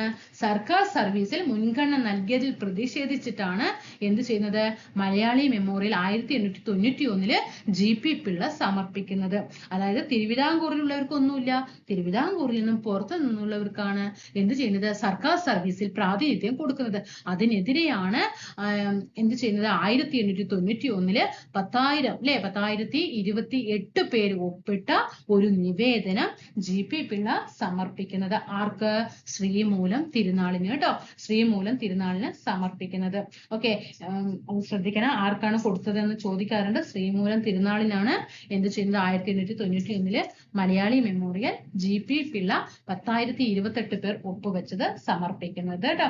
1891 ജനുവരി 1 പഠിക്കണം കേട്ടോ. ജനുവരി 1. അടുത്തത് ഈഴവ മെമ്മോറിയൽ സമർപ്പിക്കുന്നത് 1896. അത് ഡോക്ടർ പൽപ്പു ആണ് ഈഴവ മെമ്മോറിയൽ സമർപ്പിക്കുന്നത്. എത്ര പേര് ഒപ്പിട്ടു? 13,176 പേര് ഒപ്പിട്ടിട്ടാണ് മലയാളി മെമ്മോറിയൽ സമർപ്പിക്കുന്നത് അല്ലെ. സോറി, ഈഴവ മെമ്മോറിയൽ സമർപ്പിക്കുന്നത്. അതെന്തിനാണ്? ഈഴവർക്ക് എന്ത് ചെയ്യണം? സർക്കാർ ഉദ്യോഗങ്ങളിൽ പ്രാതിനിധ്യം ലഭിക്കുന്നതിന് വേണ്ടിയിട്ട് ശ്രീമൂലം തിരുനാളിന് സമർപ്പിച്ച നിവേദനമാണ് ഏത്? ഈഴവ മെമ്മോറിയൽ എന്ന് പറയുന്നത് കേട്ടോ. അപ്പോ ഫസ്റ്റ് ഈഴവ മെമ്മോറിയൽ തന്നെ 1 ഉണ്ട് 2 ഉണ്ട്. ആ ഒന്നാമത്തെ ഈഴവ മെമ്മോറിയൽ ശ്രീമൂലം തിരുനാളിനാണ് സമർപ്പിക്കുന്നത്. രണ്ടാമത്തെ ഈഴവ മെമ്മോറിയൽ സമർപ്പിക്കുന്നത് കേഴ്സൺ ആണ് കേട്ടോ. കേഴ്സൺ ആണ് 1900 കേട്ടോ. 1900. ഇത് പ്രീവിയസ് ആയിട്ട് ചോദിച്ച ചോദ്യമാണ്, പഠിക്കണം കേട്ടോ. 1896 ശ്രീമൂലം തിരുനാളിൽ 1ാം ഈഴവ മെമ്മോറിയൽ, 2ാം ഈഴവ മെമ്മോറിയൽ 1900 കേഴ്സൺ സമർപ്പിക്കുന്നത്. പഠിച്ചു വെക്കണം. പുലയലേഖല 1915 അയ്യങ്കാളി. ഞാൻ ഇന്നലെ നമ്മുടെ ഒരു സ്റ്റുഡന്റ് താഴെ കമന്റ് ഇട്ടിട്ടുണ്ടായിരുന്നു പുലയലേഖല ആരാ പഠിക്കേണ്ടതെന്ന്. പുലയലേഖല 2 ആളുണ്ട്, അയ്യങ്കാളിയും ഉണ്ട്, KP വള്ളവനും ഉണ്ട്. 2 ഓപ്ഷനും കൂടി വരില്ല എന്ന് വിചാരിക്കാം. കാരണം ഒരു ചേരുമ്പോൾ ചേർക്കൽ ചോദ്യമാണ് ഞാൻ നിങ്ങൾക്ക് ഇട്ട് തന്നിട്ടുണ്ടായിരുന്നത് കേട്ടോ. KP വള്ളവനാണ് പുലയ മഹാസഭയിൽ ഇട്ടുന്നത്. അന്ന് അയ്യങ്കാളി ഓപ്ഷൻ ഇല്ല. ഓക്കെ, അതുകൊണ്ട് നമുക്ക് അതിന് പിന്നെ പഠിക്കേണ്ട ആവശ്യമില്ല. പുലയലേഖല നടന്ന വർഷം 1915 അയ്യങ്കാളിയാണ് നേതൃത്വം നൽകിയത്. പുലയലേഖലയുടെ മറ്റു പേരുകൾ പഠിക്കുക. ഊരുട്ടമ്പലം ലഹള കേട്ടോ. ലഹള പഠിച്ചു വെക്കണേ, പ്രീവിയസ് ആണ്. ഊരുട്ടമ്പലം ലഹള, അതുപോലെ 90-ാം ആണ്ട് ലഹള എന്നൊക്കെ അറിയപ്പെടുന്നത് കേട്ടോ. 90-ാം ആണ്ട് ലഹള എന്നൊക്കെ അറിയപ്പെടുന്നത് പുലയ ലഹളയാണ്. പഠിച്ചു വെക്കണം. അതായത് എന്തിനാ ഈ പുലയ ലഹള നടക്കുന്നത്? എന്തിനാണ് ഊരുട്ടമ്പലം ലഹള അല്ലെങ്കിൽ 90-ാം ആണ്ട് ലഹള നടക്കുന്നത്? പഞ്ചമി എന്ന ദളിത് പെൺകുട്ടിയുമായി ബന്ധപ്പെട്ടിട്ടാണ് അല്ലെ. ആ കുട്ടിനെ എന്ത് ചെയ്യാണ്? സ്കൂളിൽ പ്രവേശിപ്പിക്കാതിരിക്കണം അല്ലെ, ജാതിയുടെ പേരില്. അയ്യങ്കാളി എന്ത് ചെയ്യാണ്? ആ അതിക്രമം തടഞ്ഞുകൊണ്ട് ആ കുട്ടിയെ കയ്യിൽ പിടിച്ച് കൊണ്ടുപോയിട്ട് സ്കൂളിൽ കൊണ്ട് ഇരുത്തുകയാണ്. അതാണ് ഏത് നടക്കുന്നത്? പുലയ ലഹള അല്ലെങ്കിൽ ഊരുട്ടമ്പലം ലഹള അല്ലെങ്കിൽ 90-ാം ആണ്ട് ലഹള അയ്യങ്കാളിയുടെ നേതൃത്വത്തിൽ പഞ്ചമി എന്ന ദളിത് വിദ്യാർത്ഥിനിയുമായി ബന്ധപ്പെട്ട് നടന്നതാണ്. പെരിനാട് ലഹള 1915 തന്നെയാണ്. അയ്യങ്കാളിയാണ് നേതൃത്വം നൽകിയത്. പെരിനാട് ലഹളയുടെ പ്രധാനപ്പെട്ട സമര കേന്ദ്രം കൊല്ലം എന്നാണ് കേട്ടോ. പെരിനാട് എന്ന് പറയുന്നത് കൊല്ലം ജില്ലയിലാണ്. അയ്യങ്കാളിയാണ് നേതൃത്വം നൽകിയത്. 1915 ഇതിന്റെ മറ്റൊരു പേരെന്താ? കല്ലുമാല സമരം എന്നറിയപ്പെടുന്നത് കേട്ടോ. കല്ലുമാല സമരം എന്നറിയപ്പെടുന്നത് പെരിനാട് ലഹളയാണ്. അതായത് ഈ പെരിനാട് ലഹള അല്ലെങ്കിൽ കല്ലുമാല സമരം, അതിൽ തന്നെ ഉണ്ട് കല്ല് അല്ലേ. അതായത് പുലയര് ജാതി ഉണ്ടല്ലോ, ആ താഴ്ന്ന ജാതിപ്പെട്ട സ്ത്രീകള് കാതിലും കഴുത്തിലും ഒന്നും എന്ത് ചെയ്യാൻ പാടില്ല? ജാതിയുടെ അടയാളമായിട്ട് കല്ല് കൊണ്ടുള്ള ആഭരണങ്ങളാണ് എന്ത് ചെയ്തിട്ടുണ്ടായിരുന്നത്? അണിഞ്ഞിരുന്നത് കേട്ടോ. അപ്പൊ വേറൊന്നും അവർക്ക് ധരിക്കാൻ പാടില്ല. അത് അവരുടെ ജാതിയുടെ ഇത് കാണിക്കണം എന്ന് പറഞ്ഞിട്ട് ഈ കല്ല് കൊണ്ടുള്ളത് മാത്രമേ അണിയാൻ പാടുള്ളൂ. അത് പാടില്ല എന്ന് പറഞ്ഞുകൊണ്ട് അയ്യങ്കാളിയുടെ നേതൃത്വത്തിൽ നടക്കുന്നതാണ് ഇത് പെരിനാട് ലഹള. ഇനി അതേപോലെ വൈക്കം സത്യാഗ്രഹം നടന്ന വർഷമാണ് ഇത് 1924 മാർച്ച് മാസം 30-ാം തീയതി. പഠിച്ചു വെക്കണം മാസം വിത്ത് ഡേറ്റ്. വൈക്കം സത്യാഗ്രഹം 1924 മാർച്ച് മാസം 30-ാം തീയതിയാണ് വൈക്കം സത്യാഗ്രഹം നടക്കുന്നത്. വൈക്കം മഹാദേവ ക്ഷേത്രത്തിന് ചുറ്റുമുള്ള വഴികളിലൂടെ, ഇത് അമ്പലത്തിലേക്ക് കടക്കാനല്ല, അതിന്റെ ചുറ്റുമുള്ള വഴികളിലൂടെ നടക്കാൻ വേണ്ടിയിട്ട് മാത്രമാണ് ഏത് നടന്നത്, വൈക്കം സത്യാഗ്രഹം നടന്നത്. 1924 മാർച്ച് മാസം 30-ന്. ആരൊക്കെയാണ് ഇത് ആരംഭിച്ച വ്യക്തികള്? കുഞ്ഞാപ്പി, പിന്നെ ബാഹുലേയൻ, കുഞ്ഞാപ്പി, ബാഹുലേയൻ, പിന്നെ ആരാണ്? ഗോവിന്ദ പണിക്കർ കേട്ടോ. ഗോവിന്ദ പണിക്കർ ഇവരാണ് വൈക്കം സത്യാഗ്രഹത്തിന് നേതൃത്വം നൽകിയത്. കുഞ്ഞാപ്പി എന്ന് പറയുന്നത് പുലയ സമുദായത്തിന് വേണ്ടിയിട്ട്, ബാഹുലേയൻ ഏത് സമുദായമാണ്? ബാഹുലേയൻ ഈഴവ സമുദായത്തിന് വേണ്ടിയിട്ട്, ഗോവിന്ദ പണിക്കര് നായർ സമുദായത്തിൽപ്പെട്ട അവരായിരുന്നു. അങ്ങനെ ഇവരാണ് 1924 മാർച്ച് 30-ന് വൈക്കം മഹാദേവ ക്ഷേത്രത്തിന് ചുറ്റുമുള്ള വഴികളിലൂടെ നടക്കാൻ വേണ്ടിയിട്ട് സഞ്ചാര സ്വാതന്ത്ര്യത്തിന് വേണ്ടി നടത്ത സമരമാണ് വൈക്കം സത്യാഗ്രഹം എന്ന് പറയുന്നത് കേട്ടോ. അപ്പോ ശ്രദ്ധിക്കണം, വൈക്കം സത്യാഗ്രഹത്തിന്റെ പ്രധാനപ്പെട്ട നേതാക്കൾ ആരൊക്കെ എന്ന് ചോദിച്ചാൽ ആരാണ്? ടി.കെ. മാധവനാണ് കേട്ടോ. ടി.കെ. മാധവൻ, ഇതാണ് ചോദ്യം വരിക. വൈക്കം സത്യാഗ്രഹത്തിന് നേതൃത്വം കൊടുത്തത് ടി.കെ. മാധവൻ. വൈക്കം സത്യാഗ്രഹത്തിന് നേതൃത്വം കൊടുത്തത് ടി.കെ. മാധവൻ. ഉപ്പ് സത്യാഗ്രഹത്തിന് നേതൃത്വം കൊടുത്തത് ആരാ? കെ. കേളപ്പൻ. വൈക്കം സത്യാഗ്രഹത്തിന് നേതൃത്വം കൊടുത്തത് ടി.കെ. മാധവനും കെ.പി. കേശവ മേനോനും ഉണ്ട് കേട്ടോ. കെ.പി. കേശവ മേനോനും. അപ്പൊ ചോദ്യം എപ്പോഴും വരുന്നത് ടി.കെ. മാധവനാണ്. ടി.കെ. മാധവനാണ് നേതൃത്വം കൊടുത്തു. അതുമായിട്ട് ബന്ധപ്പെട്ട് തുടർന്ന് ആരംഭിച്ച, അതിനെ കണ്ടിന്യൂ ചെയ്ത് കൊണ്ടുപോയ വ്യക്തികളാണ് കുഞ്ഞാപ്പി, ബാഹുലേയൻ, ഗോവിന്ദ പണിക്കർ കേട്ടോ. അവിടെ ശ്രദ്ധിക്കണം, വൈക്കം സത്യാഗ്രഹത്തിന്റെ പ്രധാനപ്പെട്ട നേതാക്കൾ ആരെന്ന് ചോദിച്ചാൽ ടി.കെ. മാധവനും കെ.പി. കേശവ മേനോനുമാണ്. എന്നാൽ 1924 മാർച്ച് 30-ന് സത്യാഗ്രഹം ആരംഭിച്ച വ്യക്തികളാണ് ആരാണ്? സത്യാഗ്രഹം ആരംഭിച്ച വ്യക്തികളാണ് കുഞ്ഞാപ്പിയും ബാഹുലേയനും ഗോവിന്ദ പണിക്കരും കേട്ടോ. അതേപോലെ ഈ ഗാന്ധിജി വൈക്കം സത്യാഗ്രഹത്തോടനുബന്ധിച്ചിട്ട് കേരളം സന്ദർശിക്കുന്നുണ്ട് അല്ലെ. ആ വൈക്കം സത്യാഗ്രഹത്തോടനുബന്ധിച്ച് ഗാന്ധിജി രണ്ടാമതായിട്ട് കേരളം സന്ദർശിച്ചത് 1925 കേട്ടോ. ആ വൈക്കം സത്യാഗ്രഹത്തോടനുബന്ധിച്ച് ഗാന്ധിജിയുടെ രണ്ടാമത്തെ കേരള സന്ദർശനം നടക്കുന്നുണ്ട്. ഒന്നാമത്തെ കേരള സന്ദർശനം നമ്മൾ പറഞ്ഞു 1920 ഖിലാഫത്ത് പ്രസ്ഥാനവുമായി ബന്ധപ്പെട്ടിട്ട് അദ്ദേഹം ആദ്യം വരുന്നുണ്ട്. പിന്നെ വൈക്കം സത്യാഗ്രഹവുമായി ബന്ധപ്പെട്ടിട്ട് 2025 വരുന്നുണ്ട് കേട്ടോ. അതേപോലെ ഗാന്ധിജിയുടെ നിർദ്ദേശപ്രകാരമാണ് നമ്മുടെ ആചാര്യ വിനോബ ഭാവെ എന്ത് ചെയ്യുന്നത്? ഈ വൈക്കം സത്യാഗ്രഹം നടന്നില്ലേ, ഇവര് സത്യാഗ്രഹം നയിച്ചില്ലേ, ഈ ക്യാമ്പ് സന്ദർശിക്കുന്നത് ആരാണ്? ആചാര്യ വിനോബ ഭാവെയാണ് കേട്ടോ. പ്രീവിയസ് ചോദ്യമാണ്. ഗാന്ധിജിയുടെ നിർദ്ദേശപ്രകാരമാണ് വൈക്കം സത്യാഗ്രഹ ക്യാമ്പ് ആര് സന്ദർശിക്കുന്നത്? ആചാര്യ വിനോബ ഭാവെ കേട്ടോ. അതേപോലെ ഈ വൈക്കം സത്യാഗ്രഹത്തെ അനുകൂലിച്ചിട്ട് എത്തിയ നേതാക്കളാണ് ആരൊക്കെ? ഗാന്ധിജിയും പിന്നെ സർ സി.പി. രാമസ്വാമി അയ്യരും കേട്ടോ. Sir C P. Ramaswamy Iyer. Vaikom hero എന്നറിയപ്പെടുന്നത് രാമസ്വാമി അയ്യരാണ് കേട്ടോ. വൈക്കം ഹീറോ എന്നറിയപ്പെടുന്നത് ആരാണ്? Sir C P. രാമസ്വാമി അയ്യരാണ്. പെരിയൂറ്, വൈക്കം ഹീറോ, വൈക്കം വീരൻ എന്നൊക്കെ അറിയപ്പെടുന്നത് സർ സി.പി. രാമസ്വാമി അയ്യരാണ്. അവിടെ അത്രയും കാര്യങ്ങളൊക്കെ പഠിച്ചു വെക്കുക.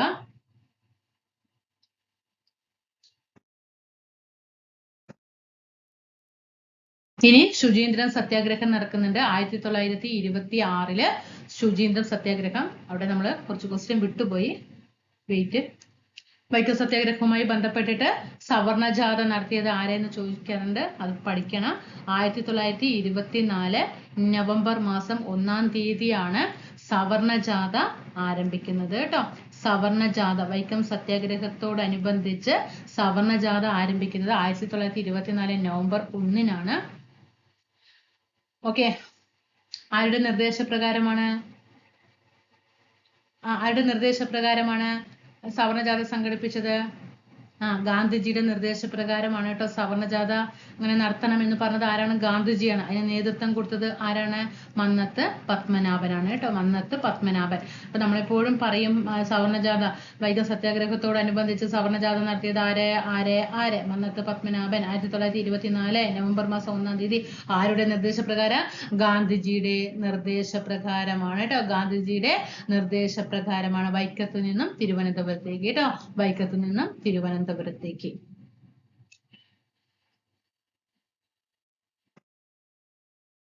എപ്പോഴാണ് വൈക്കം സത്യാഗ്രഹം അവസാനിപ്പിച്ചത്? 1925 നവംബർ മാസം 23-ാം തീയതിയാണ് വൈക്കം സത്യാഗ്രഹം അവസാനിപ്പിച്ചത്. 603 ദിവസം നീണ്ടുനിന്ന കാലയളവിൽ ഉണ്ടായിരുന്നു കേട്ടോ.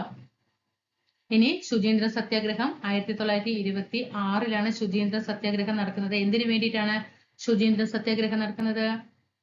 ശുചീന്ദ്ര ശിവക്ഷേത്രത്തിന് ചുറ്റുമുള്ള വഴികളില് സഞ്ചാര സ്വാതന്ത്ര്യത്തിന് വേണ്ടിയിട്ടാണ്. ഇപ്പൊ വൈക്കം ക്ഷേത്രം പറഞ്ഞു ചുറ്റുമുള്ള ഇതിലൂടെ സഞ്ചരിക്കാനാണ്. അതേപോലെ തന്നെയാണ് ശുചീന്ദ്ര സത്യാഗ്രഹം. ശുചീന്ദ്ര മഹാദേവ ക്ഷേത്രത്തിന് പരിസരത്ത് കൂടി ചുറ്റും സഞ്ചാര സ്വാതന്ത്ര്യത്തിന് വേണ്ടിയിട്ട് നടന്നതാണ് ശുചീന്ദ്ര സത്യാഗ്രഹം. വർഷം 1926 പ്രധാനപ്പെട്ട നേതാവ് എം.ഇ. നായിഡു ആണ് കേട്ടോ.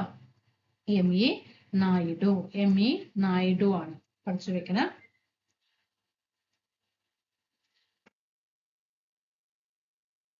അടുത്തത് ഗുരുവായൂർ സത്യാഗ്രഹം. 1931 ഗുരുവായൂർ സത്യാഗ്രഹം നടക്കുന്നുണ്ട്.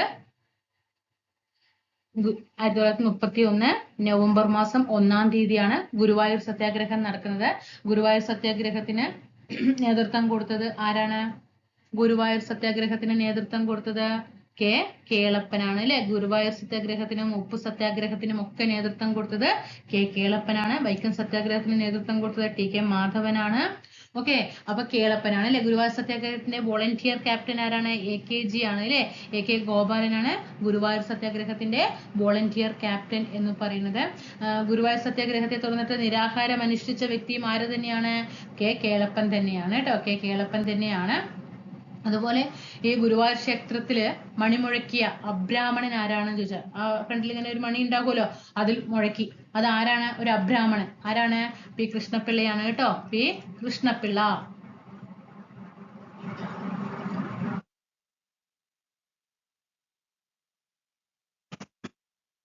വടകര സമ്മേളനത്തിലാണ് കേരള പ്രദേശ് കോൺഗ്രസ് കമ്മിറ്റിയുടെ, അതായത് KPCCയുടെ വടകര സമ്മേളനത്തിൽ വെച്ചിട്ടാണ് ഗുരുവായൂർ സത്യാഗ്രഹം ആരംഭിക്കാൻ വേണ്ടിയിട്ട് തുടക്കം കുറിക്കുന്നത്. അവിടെ പഠിച്ചു വെക്കണം. ആ കാര്യങ്ങളൊക്കെ ഒന്ന് നോക്കട്ടെ. ഗുരുവായൂർ സത്യാഗ്രഹം 1931 നവംബർ മാസം 1-ാം തീയതിയാണ്. കെ കേളപ്പനാണ് നേതൃത്വം നൽകിയത്. ഗുരുവായൂർ സത്യാഗ്രഹത്തിന്റെ വോളണ്ടിയർ ക്യാപ്റ്റൻ AKG ആണ്. ഗുരുവായൂർ ക്ഷേത്രത്തിലെ മണിമുഴക്കിയ അബ്രാഹ്മണൻ ആരാന്ന് ചോദിച്ചാൽ പി കൃഷ്ണപിള്ളയാണ്. KPCCയുടെ കേരള പ്രദേശ് കോൺഗ്രസ് കമ്മിറ്റിയുടെ വടകര സമ്മേളനത്തിലാണ് ഗുരുവായൂർ സത്യാഗ്രഹം ആരംഭിക്കുന്നതിന് വേണ്ടിയിട്ടുള്ള ചർച്ചകൾ നടന്നത് കേട്ടോ. എന്തായിരുന്നു ലക്ഷ്യം? എന്താ ഗുരുവായൂർ സത്യാഗ്രഹം? എന്തായിരുന്നു ലക്ഷ്യം? എല്ലാ ഹിന്ദുക്കൾക്കും ക്ഷേത്രപ്രവേശനം. അവിടെ ചുറ്റും സഞ്ചരിക്കുക എന്നല്ല, അവിടെ സഞ്ചാര സ്വാതന്ത്ര്യമല്ല, ഗുരുവായൂർ ക്ഷേത്രത്തിന്റെ ഉള്ളിലേക്ക് പോകണം. ഓക്കെ, അമ്പലത്തിലേക്ക് പ്രവേശിക്കണം. അതിനു വേണ്ടിയിട്ടാണ് ഗുരുവായൂർ സത്യാഗ്രഹം നടന്നത് കേട്ടോ. അപ്പൊ ഗുരുവായൂർ സത്യാഗ്രഹത്തിന്റെ പ്രധാനപ്പെട്ട നേതാവ് ആരാണ്? കെ കേളപ്പനാണ് കേട്ടോ. കെ കേളപ്പനാണ്. ഓക്കെ, ശുചീന്ദ്ര സത്യാഗ്രഹത്തിന്റെ നേതാവ് ആരാ? ശുചീന്ദ്ര സത്യാഗ്രഹത്തിന്റെ എം.ഇ. നായിഡു. പാലിയം സത്യാഗ്രഹത്തിന്റെ നേതാവാണ് പാലിയം സി കേശവനാണ് അല്ലെ. പാലിയം സത്യാഗ്രഹം സി കേശവനാണ്. പഠിക്കാൻ നമുക്ക്. അമരാവതി സത്യാഗ്രഹം അറിയോ? AKG ആണ് കേട്ടോ. അമരാവതി സത്യാഗ്രഹം AKG ആണ്. ഒരു 4 ക്വസ്റ്റ്യൻ പഠിച്ചു വെക്കുക. ഗുരുവായൂർ സത്യാഗ്രഹത്തിന്റെ പ്രധാനപ്പെട്ട നേതാവ് കെ കേളപ്പനാണ്. വൈക്കം സത്യാഗ്രഹത്തിന്റെ നേതാവ് ടി കെ മാധവനാണ്. ഉപ്പു സത്യാഗ്രഹം കെ കേളപ്പനാണ്. ശുചീന്ദ്ര സത്യാഗ്രഹം എം.ഇ. നായിഡു ആണ്. പാലിയം സത്യാഗ്രഹം സി കേശവനാണ്. ഓക്കെ, കുറിച്യർ കലാപമാരാ? രാമനമ്പി അല്ലെ. അത്രയും കാര്യങ്ങളൊക്കെ അവിടെ പഠിച്ചു വെക്കുക. ഓക്കെ, അടുത്തത് യാചനായാത്ര. യാചനായാത്ര നടന്നത് 1931 കേട്ടോ. യാചനായാത്ര നടത്തിയത് ആരാന്നറിയോ? VT ഭട്ടതിരിപ്പാടാണ്. യാചനായാത്ര നടത്തിയത് VT ഭട്ടതിരിപ്പാടാണ്. 7 ദിവസം നീണ്ടു നിന്ന യാത്രയായിരുന്നു. ഓക്കെ, 1931 യാചന നടത്തിയത്. എന്തിനു വേണ്ടിയിട്ടാണ് അദ്ദേഹം നടത്തിയത്? ദരിദ്ര വിദ്യാർത്ഥികളുടെ പഠന സഹായത്തിന് വേണ്ടി ഫണ്ട് ശേഖരിക്കാൻ വേണ്ടിയിട്ടാണ് അദ്ദേഹം 1931 7 ദിവസം നീണ്ടു നിന്ന യാചനായാത്ര ആര് നടത്തുന്നത്? VT ഭട്ടതിരിപ്പാട് നടത്തുന്നത് കേട്ടോ. ഇനി നിവർത്തന പ്രക്ഷോഭം 1932 നിവർത്തന പ്രക്ഷോഭം നടക്കുന്നുണ്ട്. അതായത് ന്യൂനപക്ഷ വിഭാഗങ്ങൾക്ക് സംരക്ഷണം കിട്ടാൻ വേണ്ടിയിട്ട് കേട്ടോ. ന്യൂനപക്ഷ വിഭാഗങ്ങൾക്ക് വേണ്ടിയിട്ട്. എന്തിന്? സംവരണം കേട്ടോ. സംരക്ഷണമല്ല, സംവരണത്തിന് വേണ്ടിയിട്ടാണ് നിവർത്തന പ്രക്ഷോഭം നടക്കുന്നത്. അതായത് ഈ ഈഴവർക്ക്, മുസ്ലിങ്ങൾക്ക്, ക്രിസ്ത്യാനികൾക്ക് ഒക്കെ ജനസംഖ്യയ്ക്ക് ആനുപാതികമായിട്ട് നിയമസഭയിൽ എന്ത് ചെയ്യണം? പ്രാതിനിധ്യം കിട്ടണം. ഇതിനു വേണ്ടിയിട്ട് നിവർത്തന പ്രക്ഷോഭം നടത്തിയത്. പഠിച്ചു വെക്കുക. ആ നിവർത്തനം പ്രക്ഷോഭത്തിനുമായി ബന്ധപ്പെട്ടിട്ടാണ് എന്ത് ചെയ്യുന്നത്? 1935 മറ്റേ സി കേശവൻ ഉണ്ടല്ലോ, സി കേശവൻ കോഴഞ്ചേരി പ്രസംഗം നടത്തുന്നത് കേട്ടോ. സി കേശവൻ കോഴഞ്ചേരി പ്രസംഗം നടത്തുന്നത് 1932 നിവർത്തന പ്രക്ഷോഭവുമായി ബന്ധപ്പെട്ടിട്ടാണ് 1935 സി കേശവൻ കോഴഞ്ചേരി പ്രസംഗം നടത്തുന്നത് കേട്ടോ. നിവർത്തന പ്രക്ഷോഭത്തിന്റെ നേതാക്കൾ ആരൊക്കെയാണ്? NB ജോസഫ്, സി കേശവൻ, അതുപോലെ PK കുഞ്ഞിരാമൻ, CV കുഞ്ഞിരാമൻ, അബ്ദുറഹിമാൻ സാഹിബ്, ഇവരൊക്കെയാണ് ഈ നിവർത്തന പ്രക്ഷോഭത്തിന്റെ പ്രധാനപ്പെട്ട നേതാക്കൾ എന്ന് പറയുന്നത്. അത്രയും കാര്യങ്ങളൊക്കെ അവിടെ നോക്കി വെക്കുക. ഇനി വൈദ്യുത പ്രക്ഷോഭം നടക്കുന്നുണ്ട് 1936 എവിടെ, ഏത് ജില്ലയെന്നറിയോ? തൃശ്ശൂർ ജില്ലയിലാണ്. പഠിച്ചു വെക്കണം കേട്ടോ, ചോദ്യമാണ്. വൈദ്യുത പ്രക്ഷോഭം 1936 അത് ആരംഭിച്ച ജില്ല തൃശ്ശൂർ ജില്ലയിലാണ് കേട്ടോ. തൃശ്ശൂർ ജില്ലയിലാണ്. അതായത് ഈ വൈദ്യുതി വിതരണം ഉണ്ടല്ലോ, അത് ഈ പ്രൈവറ്റ് മേഖലയ്ക്ക് കൊടുക്കുകയാണ്. അതായത് ചന്ദ്രിക എന്ന കമ്പനിക്ക് നൽകിയതാണ് എന്ത് ചെയ്തത്? ആ വൈദ്യുതി സമരത്തിന് കാരണമാകുന്നത് 36 തൃശ്ശൂരിലാണ് കേട്ടോ. ആരായിരുന്നു നേതാവ്? ഇക്കണ്ട വാര്യർ കേട്ടോ. ആരാണ്? ഇക്കണ്ട വാര്യർ. ഓക്കെ, വൈദ്യുത സമരകാലത്ത് ശ്രദ്ധാകേന്ദ്രമായ നേതാവാണ് ആര്? ഇക്കണ്ട വാര്യർ കേട്ടോ. നേതൃത്വം നൽകിയവരിൽ ഒരാളാണ് ആര്? ഇക്കണ്ട വാര്യർ. അതുപോലെ തന്നെ AR മേനോന്, E ഉണ്ണി, ഇവരൊക്കെ എന്തുണ്ട്? ഈ വൈദ്യുത പ്രക്ഷോഭത്തിന് നേതൃത്വം കൊടുത്തിട്ടുണ്ട് കേട്ടോ. ഇനി അടുത്തത് 1936 ക്ഷേത്രപ്രവേശന വിളംബരം. വൈദ്യുത പ്രക്ഷോഭം 36 തന്നെയാണ്. ക്ഷേത്രപ്രവേശന വിളംബരവും 1936 തന്നെയാണ്. അത് ക്ഷേത്രപ്രവേശന വിളംബരം പുറപ്പെടുവിച്ചതാരാണ്? ശ്രീ ചിത്തിര തിരുനാൾ ബാലരാമവർമ്മ. ശ്രീ ചിത്തിര തിരുനാൾ പഠിച്ചു വെക്കണേ. ചിത്തിര തിരുനാൾ ബാലരാമവർമ്മയാണ് 1936 ക്ഷേത്രപ്രവേശന വിളംബരം നടത്തിയത്. എന്തിനു വേണ്ടിയിട്ടാണ് ഈ ക്ഷേത്രപ്രവേശന വിളംബരം നടത്തുന്നത്? തിരുവിതാംകൂറിലെ അവർണരായ ഹൈന്ദവർക്ക് ക്ഷേത്രങ്ങളിലേക്കുള്ള പ്രവേശനത്തിന് വേണ്ടിയിട്ട് കേട്ടോ. അതായത് തിരുവിതാംകൂറിൽ ക്ഷേത്രങ്ങളുണ്ടല്ലോ, അവർക്ക് താഴ്ന്ന ജാതിയിൽപ്പെട്ടവർക്ക് പ്രവേശനത്തിന് വേണ്ടിയിട്ടാണ് ശ്രീ ചിത്തിര തിരുനാള് ക്ഷേത്രപ്രവേശന വിളംബരം നടത്തിയത്. 1936 നവംബർ മാസം 12, മാസം വിത്ത് ഡേറ്റ് പഠിക്കണം. നവംബർ മാസം 12 കേട്ടോ. ആധുനിക ലോകത്തെ മഹാത്ഭുതം എന്ന് വിശേഷിപ്പിച്ചത് ആരാണ്? ആധുനിക ലോകത്തെ മഹാത്ഭുതം എന്ന് ക്ഷേത്രപ്രവേശന വിളംബരത്തെ വിശേഷിപ്പിച്ചത് ആരാണ്? ഗാന്ധിജിയാണ്. ആരാണ്? ഗാന്ധിജിയാണ് കേട്ടോ. ആരാണ് ക്ഷേത്രപ്രവേശന വിളംബരം എഴുതി തയ്യാറാക്കിയത്? ഉള്ളൂരാണ് കേട്ടോ. ഉള്ളൂർ S പരമേശ്വര അയ്യരാണ് ക്ഷേത്രപ്രവേശന വിളംബരം എഴുതി തയ്യാറാക്കിയത്. ആ സമയത്ത് ദിവാൻ ആരായിരുന്നു? തിരുവിതാംകൂറിന്റെ ദിവാൻ CP രാമസ്വാമി അയ്യരാണ്. ആരാണ്? CP രാമസ്വാമി അയ്യരാണ് കേട്ടോ. 1936 നവംബർ മാസം 12 ശ്രീ ചിത്തിര തിരുനാളാണ് ക്ഷേത്രപ്രവേശന വിളംബരം എന്ത് ചെയ്ത് പുറപ്പെടുവിക്കുന്നത്. എന്തിനു വേണ്ടിയിട്ടാണ്? തിരുവിതാംകൂറിലെ ക്ഷേത്രത്തിലേക്ക് മറ്റേ താഴ്ന്ന ജാതിയിൽപ്പെട്ടവർക്കും പ്രവേശനം നേടാൻ വേണ്ടിയിട്ടാണ് ഇത് എഴുതി തയ്യാറാക്കിയത്. അതായത് ഈ ക്ഷേത്രപ്രവേശന വിളംബരം എഴുതി തയ്യാറാക്കിയത് ഉള്ളൂർ S പരമേശ്വര അയ്യരാണ്. ഈ ക്ഷേത്രപ്രവേശന വിളംബരത്തെ ആധുനിക ലോകത്തെ മഹാത്ഭുതം എന്ന് വിശേഷിപ്പിച്ചത് നമ്മുടെ ഗാന്ധിജിയാണ്. അതേപോലെ ഇനി ഈ വർഷങ്ങളൊക്കെ ഒന്ന് പഠിച്ചു വെക്കുക കേട്ടോ. പട്ടിണി ജാഥ നടന്നത് 1936 കേട്ടോ. പട്ടിണി ജാഥ എന്താണ്? അതായത് മദ്രാസ് ഗവൺമെന്റിന്റെ ശ്രദ്ധയിൽപ്പെട്ട, അതായത് മലബാറിലെ ജനങ്ങളുടെ ജീവിതം ഇതാക്കിക്കൊണ്ട് എന്ത് ചെയ്യണം, ഒരു പട്ടിണി ജാഥ നടന്നിട്ടുണ്ട്. 1936 AKG ആണ് നയിച്ചത് കേട്ടോ. AKG ആണ് പട്ടിണി ജാഥ 1936 നയിക്കുന്നത്. AK ഗോപാലൻ കേട്ടോ. AK ഗോപാലൻ മലബാറിലെ ജനങ്ങളുടെ ദുരവസ്ഥ മനസ്സിലാക്കിക്കൊണ്ട് മദ്രാസ് ഗവൺമെന്റിന് ശ്രദ്ധയിൽപ്പെടുത്താൻ വേണ്ടിയിട്ട് നടത്തിയ ഒരു ജാഥയാണ് പട്ടിണി ജാഥ. 1936 AKG ആണ് കേട്ടോ. കണ്ണൂർ മുതൽ മദ്രാസ് വരെ. എവിടെ? കണ്ണൂർ ടു മദ്രാസ് വരെ. പ്രീവിയസ് ചോദ്യമാണ്, പഠിച്ചു വെക്കുക. മദ്രാസ് വരെയാണ് പട്ടിണി ജാഥ AKG നടത്തിയത്. കടക്കൽ പ്രക്ഷോഭം നടക്കുന്നുണ്ട് 1938. കടക്കൽ പ്രക്ഷോഭം കേട്ടോ. കടക്കൽ പ്രക്ഷോഭത്തിന് നേതൃത്വം നൽകിയത് രാഘവൻ പിള്ളയാണ് 1938. ഉത്തരവാദ ഭരണ പ്രക്ഷോഭം നടക്കുന്നുണ്ട് 1938. ഉത്തരവാദ ഭരണ പ്രക്ഷോഭം നടക്കുന്നത് എപ്പോഴാണ്? 1938. കരിവെള്ളൂർ സമരം നടക്കുന്നത് 1946 കേട്ടോ. കരിവെള്ളൂർ കർഷക സമരമാണ് കേട്ടോ. അതായത് ഈ പൂഴ്ത്തിവെപ്പുണ്ടല്ലോ, കമ്മ്യൂണിസ്റ്റ് പാർട്ടിക്കാർ നടത്തിയതാണ് കേട്ടോ. കമ്മ്യൂണിസ്റ്റ് പാർട്ടിക്കാർ നടത്തിയതാണ് കരിവെള്ളൂർ സമരം 1946. അതായത് ഈ ഭക്ഷണ സാധനം കൃഷി സമരമാണ്. അപ്പോ ഈ പൂഴ്ത്തിവെപ്പാണ്. ഭക്ഷണ സാധനങ്ങളൊക്കെ അവരെന്ത് ചെയ്യുക? പൂഴ്ത്തിവെക്കുക. അപ്പൊ എന്താ? ഇവിടെ ദാരിദ്ര്യവും ക്ഷാമവും വരും അല്ലേ? അപ്പൊ അതിനെതിരെ നടത്തിയതാണ് ഏത്? കരിവെള്ളൂർ സമരം. അതിന് നേതൃത്വം നൽകിയത് AV കുഞ്ഞമ്പു, കൃഷ്ണ മാസ്റ്റർ, കുഞ്ഞിരാമനൊക്കെയാണ്. കരിവെള്ളൂർ എവിടെയാണ്? കരിവെള്ളൂർ കണ്ണൂർ ജില്ലയിലാണ് കേട്ടോ. കരിവെള്ളൂർ എവിടെയാണ്? കണ്ണൂർ ജില്ലയിലാണ്. പഠിക്കണേ. കരിവെള്ളൂർ സമര നായിക ആരാണ്? കരിവെള്ളൂർ സമര നായിക ദേവയാനിയാണ്. കരിവെള്ളൂർ സമര നായിക ആരാണ്? ദേവയാനിയാണ്. പിന്നെ പാലിയം സത്യാഗ്രഹം നടക്കുന്നുണ്ട് 1947. പാലിയം സത്യാഗ്രഹം നടക്കുന്നുണ്ട്. പാലിയം സത്യാഗ്രഹത്തിന്റെ നേതാവ് സി കേശവനാണ്. പാലിയം സത്യാഗ്രഹത്തിന്റെ നേതാവ് സി കേശവനാണ്. 1947 പാലിയം സത്യാഗ്രഹത്തിന്റെ രക്തസാക്ഷി ചോദിക്കാറുണ്ട്.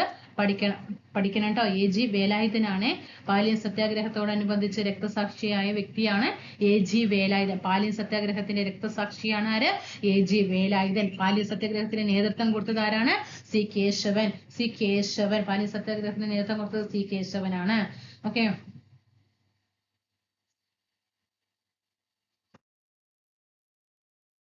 ഇനി കൂത്താളി സമരം നടന്നത് എവിടെയാ? കൂത്താളി സമരം കോഴിക്കോട് ജില്ലയിലാണ് കേട്ടോ. കൂത്താളി സമരം നടന്നത് 1940 to 50 കാലഘട്ടത്തിലാണ്. കൂത്താളി എന്ന് പറയുന്നത് കോഴിക്കോട് ജില്ലയിലാണ് കേട്ടോ. കൂത്താളി സമരം കോഴിക്കോട് ജില്ലയിലാണ്. കൂട്ടംകുളം സമരം നടക്കുന്നുണ്ട് ഇരിങ്ങാലക്കുടയിലാണ്. കൂട്ടംകുളം സമരം ഇരിങ്ങാലക്കുട. 1946 നടക്കുന്നത്. തോൽവിറക് സമരം പഠിച്ചു വെക്കണം കേട്ടോ. തോൽവിറക് സമരം വർഷം പഠിക്കണേ. 1946 തോൽവിറക് സമരം നടന്നത് എവിടെ ജില്ലയിലാണ്? കാസർഗോഡ്. പഠിക്കണം. പ്രീവിയസ് ക്വസ്റ്റ്യൻ ആണ്. കാസർഗോഡ് ജില്ലയിലാണ്. തോൽവിറക് സമര നായിക ആരാണ്? കാർത്യായനി അമ്മയാണ് കേട്ടോ. കാർത്യായനി അമ്മയാണ് തോൽവിറക് സമര നായിക. കരിവെള്ളൂർ സമര നായിക ദേവയാനി. തോൽവിറക് സമര നായിക കാർത്യായനി. തോൽവിറക് സമരം നടന്നത് 46. കാസർഗോഡ് ജില്ല. കാർത്യായനി കേട്ടോ. കാസർഗോഡ് ജില്ലയിലെ എവിടെയെന്ന് ചോദിക്കാറുണ്ട്. ചീമേനിയിലാണ് കേട്ടോ. കാസർഗോഡ് ചീമേനിയിലാണ് തോൽവിറക് സമരം നടക്കുന്നത്. കൽപ്പാത്തി സമരം നടക്കുന്നുണ്ട് പാലക്കാട് ജില്ലയിലാണ് കേട്ടോ. കൽപ്പാത്തി ക്ഷേത്രത്തോട്, അതായത് ക്ഷേത്രത്തിന്റെ റോഡില് പാവപ്പെട്ടവർക്ക്, അതായത് താഴ്ന്ന ജാതിക്കാർക്ക് സഞ്ചാര സ്വാതന്ത്ര്യത്തിന് വേണ്ടിയിട്ടാണ് കൽപ്പാത്തി സമരം നടന്നത് കേട്ടോ. അപ്പോ നമ്മൾ ഇത്രയും നേരം പഠിച്ച കാര്യങ്ങൾ SSCRT എങ്ങനെയൊക്കെ കൊടുത്തിട്ടുണ്ട് എന്നുള്ളത് നമുക്ക് നോക്കാം. നമ്മൾ ഇത്ര നേരം പഠിച്ച കാര്യങ്ങളൊക്കെ ഇതിലുണ്ട്, SSCRT ഉണ്ട് കേട്ടോ. യൂറോപ്യരുടെ ആഗമന കാലത്ത് കേരളത്തിൽ വിവിധ നാട്ടുരാജ്യങ്ങൾ ഉണ്ടായിരുന്നു. മലബാർ പ്രദേശം പിന്നീട് മലബാർ പ്രദേശം ഇംഗ്ലീഷ് ഈസ്റ്റ് ഇന്ത്യ കമ്പനിയുടെ നേരിട്ടുള്ള ഭരണത്തിന് കീഴിലും കൊച്ചി, തിരുവിതാംകൂർ എന്നീ നാട്ടുരാജ്യങ്ങൾ ബ്രിട്ടീഷ് മേൽക്കോയ്മ അംഗീകരിച്ചു കൊണ്ടുള്ള രാജഭരണത്തിന് കീഴിലുമാണ് നിലനിന്നിരുന്നത്. കേരളവർമ്മ പഴശ്ശിരാജയെ കുറിച്ചിട്ട് എന്തൊക്കെ നോക്കാം. വടക്കേ മലബാറിലെ കോട്ടയം രാജ കുടുംബാംഗമായിരുന്നു കേരളവർമ്മ പഴശ്ശിരാജ. ആദ്യകാലത്ത് മൈസൂർ ഭരണാധികാരികൾക്കെതിരെ മലബാറിൽ അദ്ദേഹം ബ്രിട്ടീഷുകാരെ സഹായിച്ചിരുന്നു. ഇതിനു പകരമായി കോട്ടയം പ്രദേശത്തെ നികുതി പിരിക്കാൻ അധികാരം പഴശ്ശിക്ക് നൽകാമെന്ന് വ്യവസ്ഥയുണ്ടാക്കി. ശ്രീരംഗപട്ടണം ഉടമ്പടി പ്രകാരം മലബാർ ഇംഗ്ലീഷ് ഈസ്റ്റ് ഇന്ത്യ കമ്പനിയുടെ അധീനതയിലായി. ഏതാണ് ഈ ഉടമ്പടി എന്ന് ശ്രദ്ധിക്കണം. 1792 ശ്രീരംഗപട്ടണം ഉടമ്പടി പ്രകാരം മലബാർ ഇംഗ്ലീഷ് ഈസ്റ്റ് ഇന്ത്യ കമ്പനിയുടെ കീഴിലായി. കോട്ടയത്തെ നികുതി പിരിക്കാനുള്ള അധികാരം ബ്രിട്ടീഷുകാർ അവരോട് വിധേയത്വം പുലർത്തിയിരുന്ന പഴശ്ശിയുടെ അമ്മാവനായ കുറുമ്പർനാട് രാജാവിന് വീരവർമ്മയാണ് ഏൽപ്പിച്ചത്. ഈ അവഗണനയ്ക്കെതിരെ പ്രതിഷേധിച്ച പഴശ്ശിരാജ പുതിയ ഭരണാധികാരികൾക്ക് നികുതി കൊടുക്കേണ്ടതില്ലെന്ന് ജനങ്ങളോട് ആഹ്വാനം ചെയ്തു.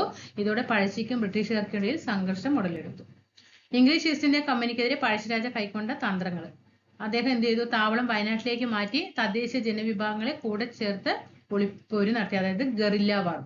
പഴശ്ശിക്ക് ശക്തമായ സൈനിക പിൻബലം നൽകിയവരാണ് കുറിച്യർ നായകൻ തലക്കൽ ചന്തു, നായർ പടയെ നയിച്ച എടച്ചേന കുങ്കൻ, കൈത്തേരി അമ്പു, കണ്ണവത്ത് ശങ്കരൻ, പള്ളൂർ MN എന്നിവർ പഴശ്ശിക്ക് ശക്തമായ സൈനിക പിൻബലം നൽകി. ഇതൊക്കെ നമ്മൾ പഠിച്ചു. പഴശ്ശിയെ കീഴടക്കുന്നതിന് വേണ്ടി ബ്രിട്ടീഷുകാർ കൈക്കൊണ്ടിട്ടുള്ള നടപടികൾ. തന്ത്രപ്രധാന സ്ഥലങ്ങളിൽ സൈനിക താവളങ്ങൾ ഒരുക്കി പുതിയ റോഡുകൾ നിർമ്മിച്ചു. വയനാട്ടിലേക്ക് അരി എത്തിക്കുന്നത് തടഞ്ഞു. കലാപത്തിൽ പങ്കെടുക്കുന്നവരെ പിടിച്ചു കൊടുക്കുന്നവർക്ക് പാരിതോഷികം പ്രഖ്യാപിച്ചു. പിന്നെ വേലുത്തമ്പി ദളവയുമായി ബന്ധപ്പെട്ടിട്ട് തിരുവിതാംകൂർ ഭരിച്ചിരുന്ന ബാലരാമവർമ്മ മഹാരാജാവിന്റെ ദളവ അഥവാ പ്രധാനമന്ത്രിയായിരുന്നു വേലുത്തമ്പി. ആരുടേതാണ്? ബാലരാമവർമ്മ മഹാരാജാവിന്റെ. ശ്രദ്ധിക്കണം കേട്ടോ. ബാലരാമവർമ്മ മഹാരാജാവിന്റെ ദളവയായിരുന്നു ആര്? വേലുത്തമ്പി. 1805 ഇംഗ്ലീഷ് ഈസ്റ്റ് ഇന്ത്യ കമ്പനിയും തിരുവിതാംകൂർ രാജാവും തമ്മിൽ ഒപ്പിട്ട ഒരു കരാറിലൂടെ തിരുവിതാംകൂറിന്റെ രാഷ്ട്രീയ സ്വാതന്ത്ര്യം ഇല്ലാതാവുകയും ഭരണം ബ്രിട്ടീഷ് പ്രസിഡന്റായ മെക്കാളയുടെ നിയന്ത്രണത്തിലാവുകയും ചെയ്തു. ഇതോടൊപ്പം ദളവയായിരുന്ന വേലുത്തമ്പിയുടെ ഉത്തരവുകൾ മെക്കാളെ റദ്ദാക്കിയതും കമ്പനിക്ക് നൽകാനുള്ള നികുതി കുടിശ്ശിക ഉടൻ അടച്ചു തീർക്കാൻ നിർബന്ധം പിടിച്ചതും വേലുത്തമ്പിയും ബ്രിട്ടീഷുകാരുമായുള്ള സംഘർഷത്തിനിടയാക്കി. കൊച്ചിയിലെ പ്രധാനമന്ത്രിയായ പാലിയത്തച്ഛനും മെക്കാളിൽ നിന്ന് സമാനമായ അനുഭവം ഉണ്ടായി. വേലുത്തമ്പി പാലിയത്തച്ഛനുമായി രഹസ്യധാരണയിൽ ഏർപ്പെടുകയും തിരുവിതാംകൂറിന്റെയും കൊച്ചിയുടെയും സംയുക്ത സൈന്യം കൊച്ചിയിലെ മെക്കാളിയുടെ ക്യാമ്പ് ആക്രമിക്കുകയും ചെയ്തു. അങ്ങനെയാണ് കുണ്ടറ വിളംബരം നടക്കുന്നത്. 1809 ജനുവരി 11 തിരുവിതാംകൂറിലെ കുണ്ടറയിൽ വെച്ച് വിളംബരത്തിലൂടെ ബ്രിട്ടീഷ് ആധിപത്യത്തിനെതിരെ സായുധ സമരത്തിനൊരുങ്ങാൻ വേലുത്തമ്പി ജനങ്ങളോട് ആഹ്വാനം ചെയ്തു. ഇതാണ് കുണ്ടറ വിളംബരം. പിന്നെ കൊച്ചിയും പാലിയത്തച്ഛനുമായിട്ട് ബ്രിട്ടീഷ് റെസിഡന്റായ മെക്കാളെ കൊച്ചിയുടെ ആഭ്യന്തര കാര്യങ്ങളിൽ ഇടപെടുന്നത് പാലിയച്ചൻ എതിർത്തു. പാലിയത്തച്ഛന്റെ ശത്രുവിനെ മെക്കാളെ അഭയം നൽകിയതും പ്രശ്നം രൂക്ഷമാക്കി. തിരുവിതാംകൂറിലെ ദളവയായ വേലുത്തമ്പിയുമായി ചേർന്ന് പാലിയത്തച്ഛൻ ബ്രിട്ടീഷുകാർക്കെതിരെ പോരാട്ടം ആരംഭിച്ചു. ബ്രിട്ടീഷുകാരുടെ ശക്തമായി ചെറുത്തു നിന്നെങ്കിലും ഒടുവിൽ അദ്ദേഹത്തെ ബ്രിട്ടീഷുകാർ മദിരാശിയിലേക്ക് നാടുകടത്തി. എന്തുകൊണ്ടാണ് ഗോത്ര ജനത ബ്രിട്ടീഷുകാർക്കെതിരെ പോരാടിയത്? കുറിച്യർ കലാപമാണ് പറയുന്നത് കേട്ടോ. വയനാട്ടിലെ ഗോത്ര വിഭാഗങ്ങളാണ് കുറിച്യരും കുറുമ്പരും. പ്രീവിയസ് ചോദ്യമാണ്. കലാപത്തിൽ പഴശ്ശിയെ സഹായിച്ചിരുന്ന ഇവരെ പിന്നീട് ബ്രിട്ടീഷുകാർ ശത്രുക്കളായിട്ടാണ് കണ്ടത്. 1812 കുറിച്യർ കലാപം നടക്കുന്നത്. വയനാട്ടിലേക്കുള്ള പാതകളുടെ നിയന്ത്രണം കൈക്കലാക്കിയതും പ്രാദേശിക സഹായങ്ങൾ നേടിയെടുത്തതും ബ്രിട്ടീഷുകാർക്കെതിരെ ഗോത്ര ജനത പോരാടി. രാമനമ്പി അഥവാ രാമമപ്പൂപ്പനായിരുന്നു അവരുടെ നേതാവ്. ഇതൊക്കെ പഠിച്ച കാര്യങ്ങളാണ്. നിങ്ങളൊന്ന് മനസ്സിൽ ശ്രദ്ധയോടെ ഇരുത്തിയിട്ട് വായിക്കാൻ ഞാൻ ജസ്റ്റ് ഒന്ന് വായിച്ചു വിടുകയാണ്. സുൽത്താൻ ബത്തേരിയിലും മാനന്തവാടിയിലും ഉണ്ടായിരുന്ന ബ്രിട്ടീഷ് സൈന്യത്തെ അവർ നേരിട്ട് ആക്രമിച്ചു.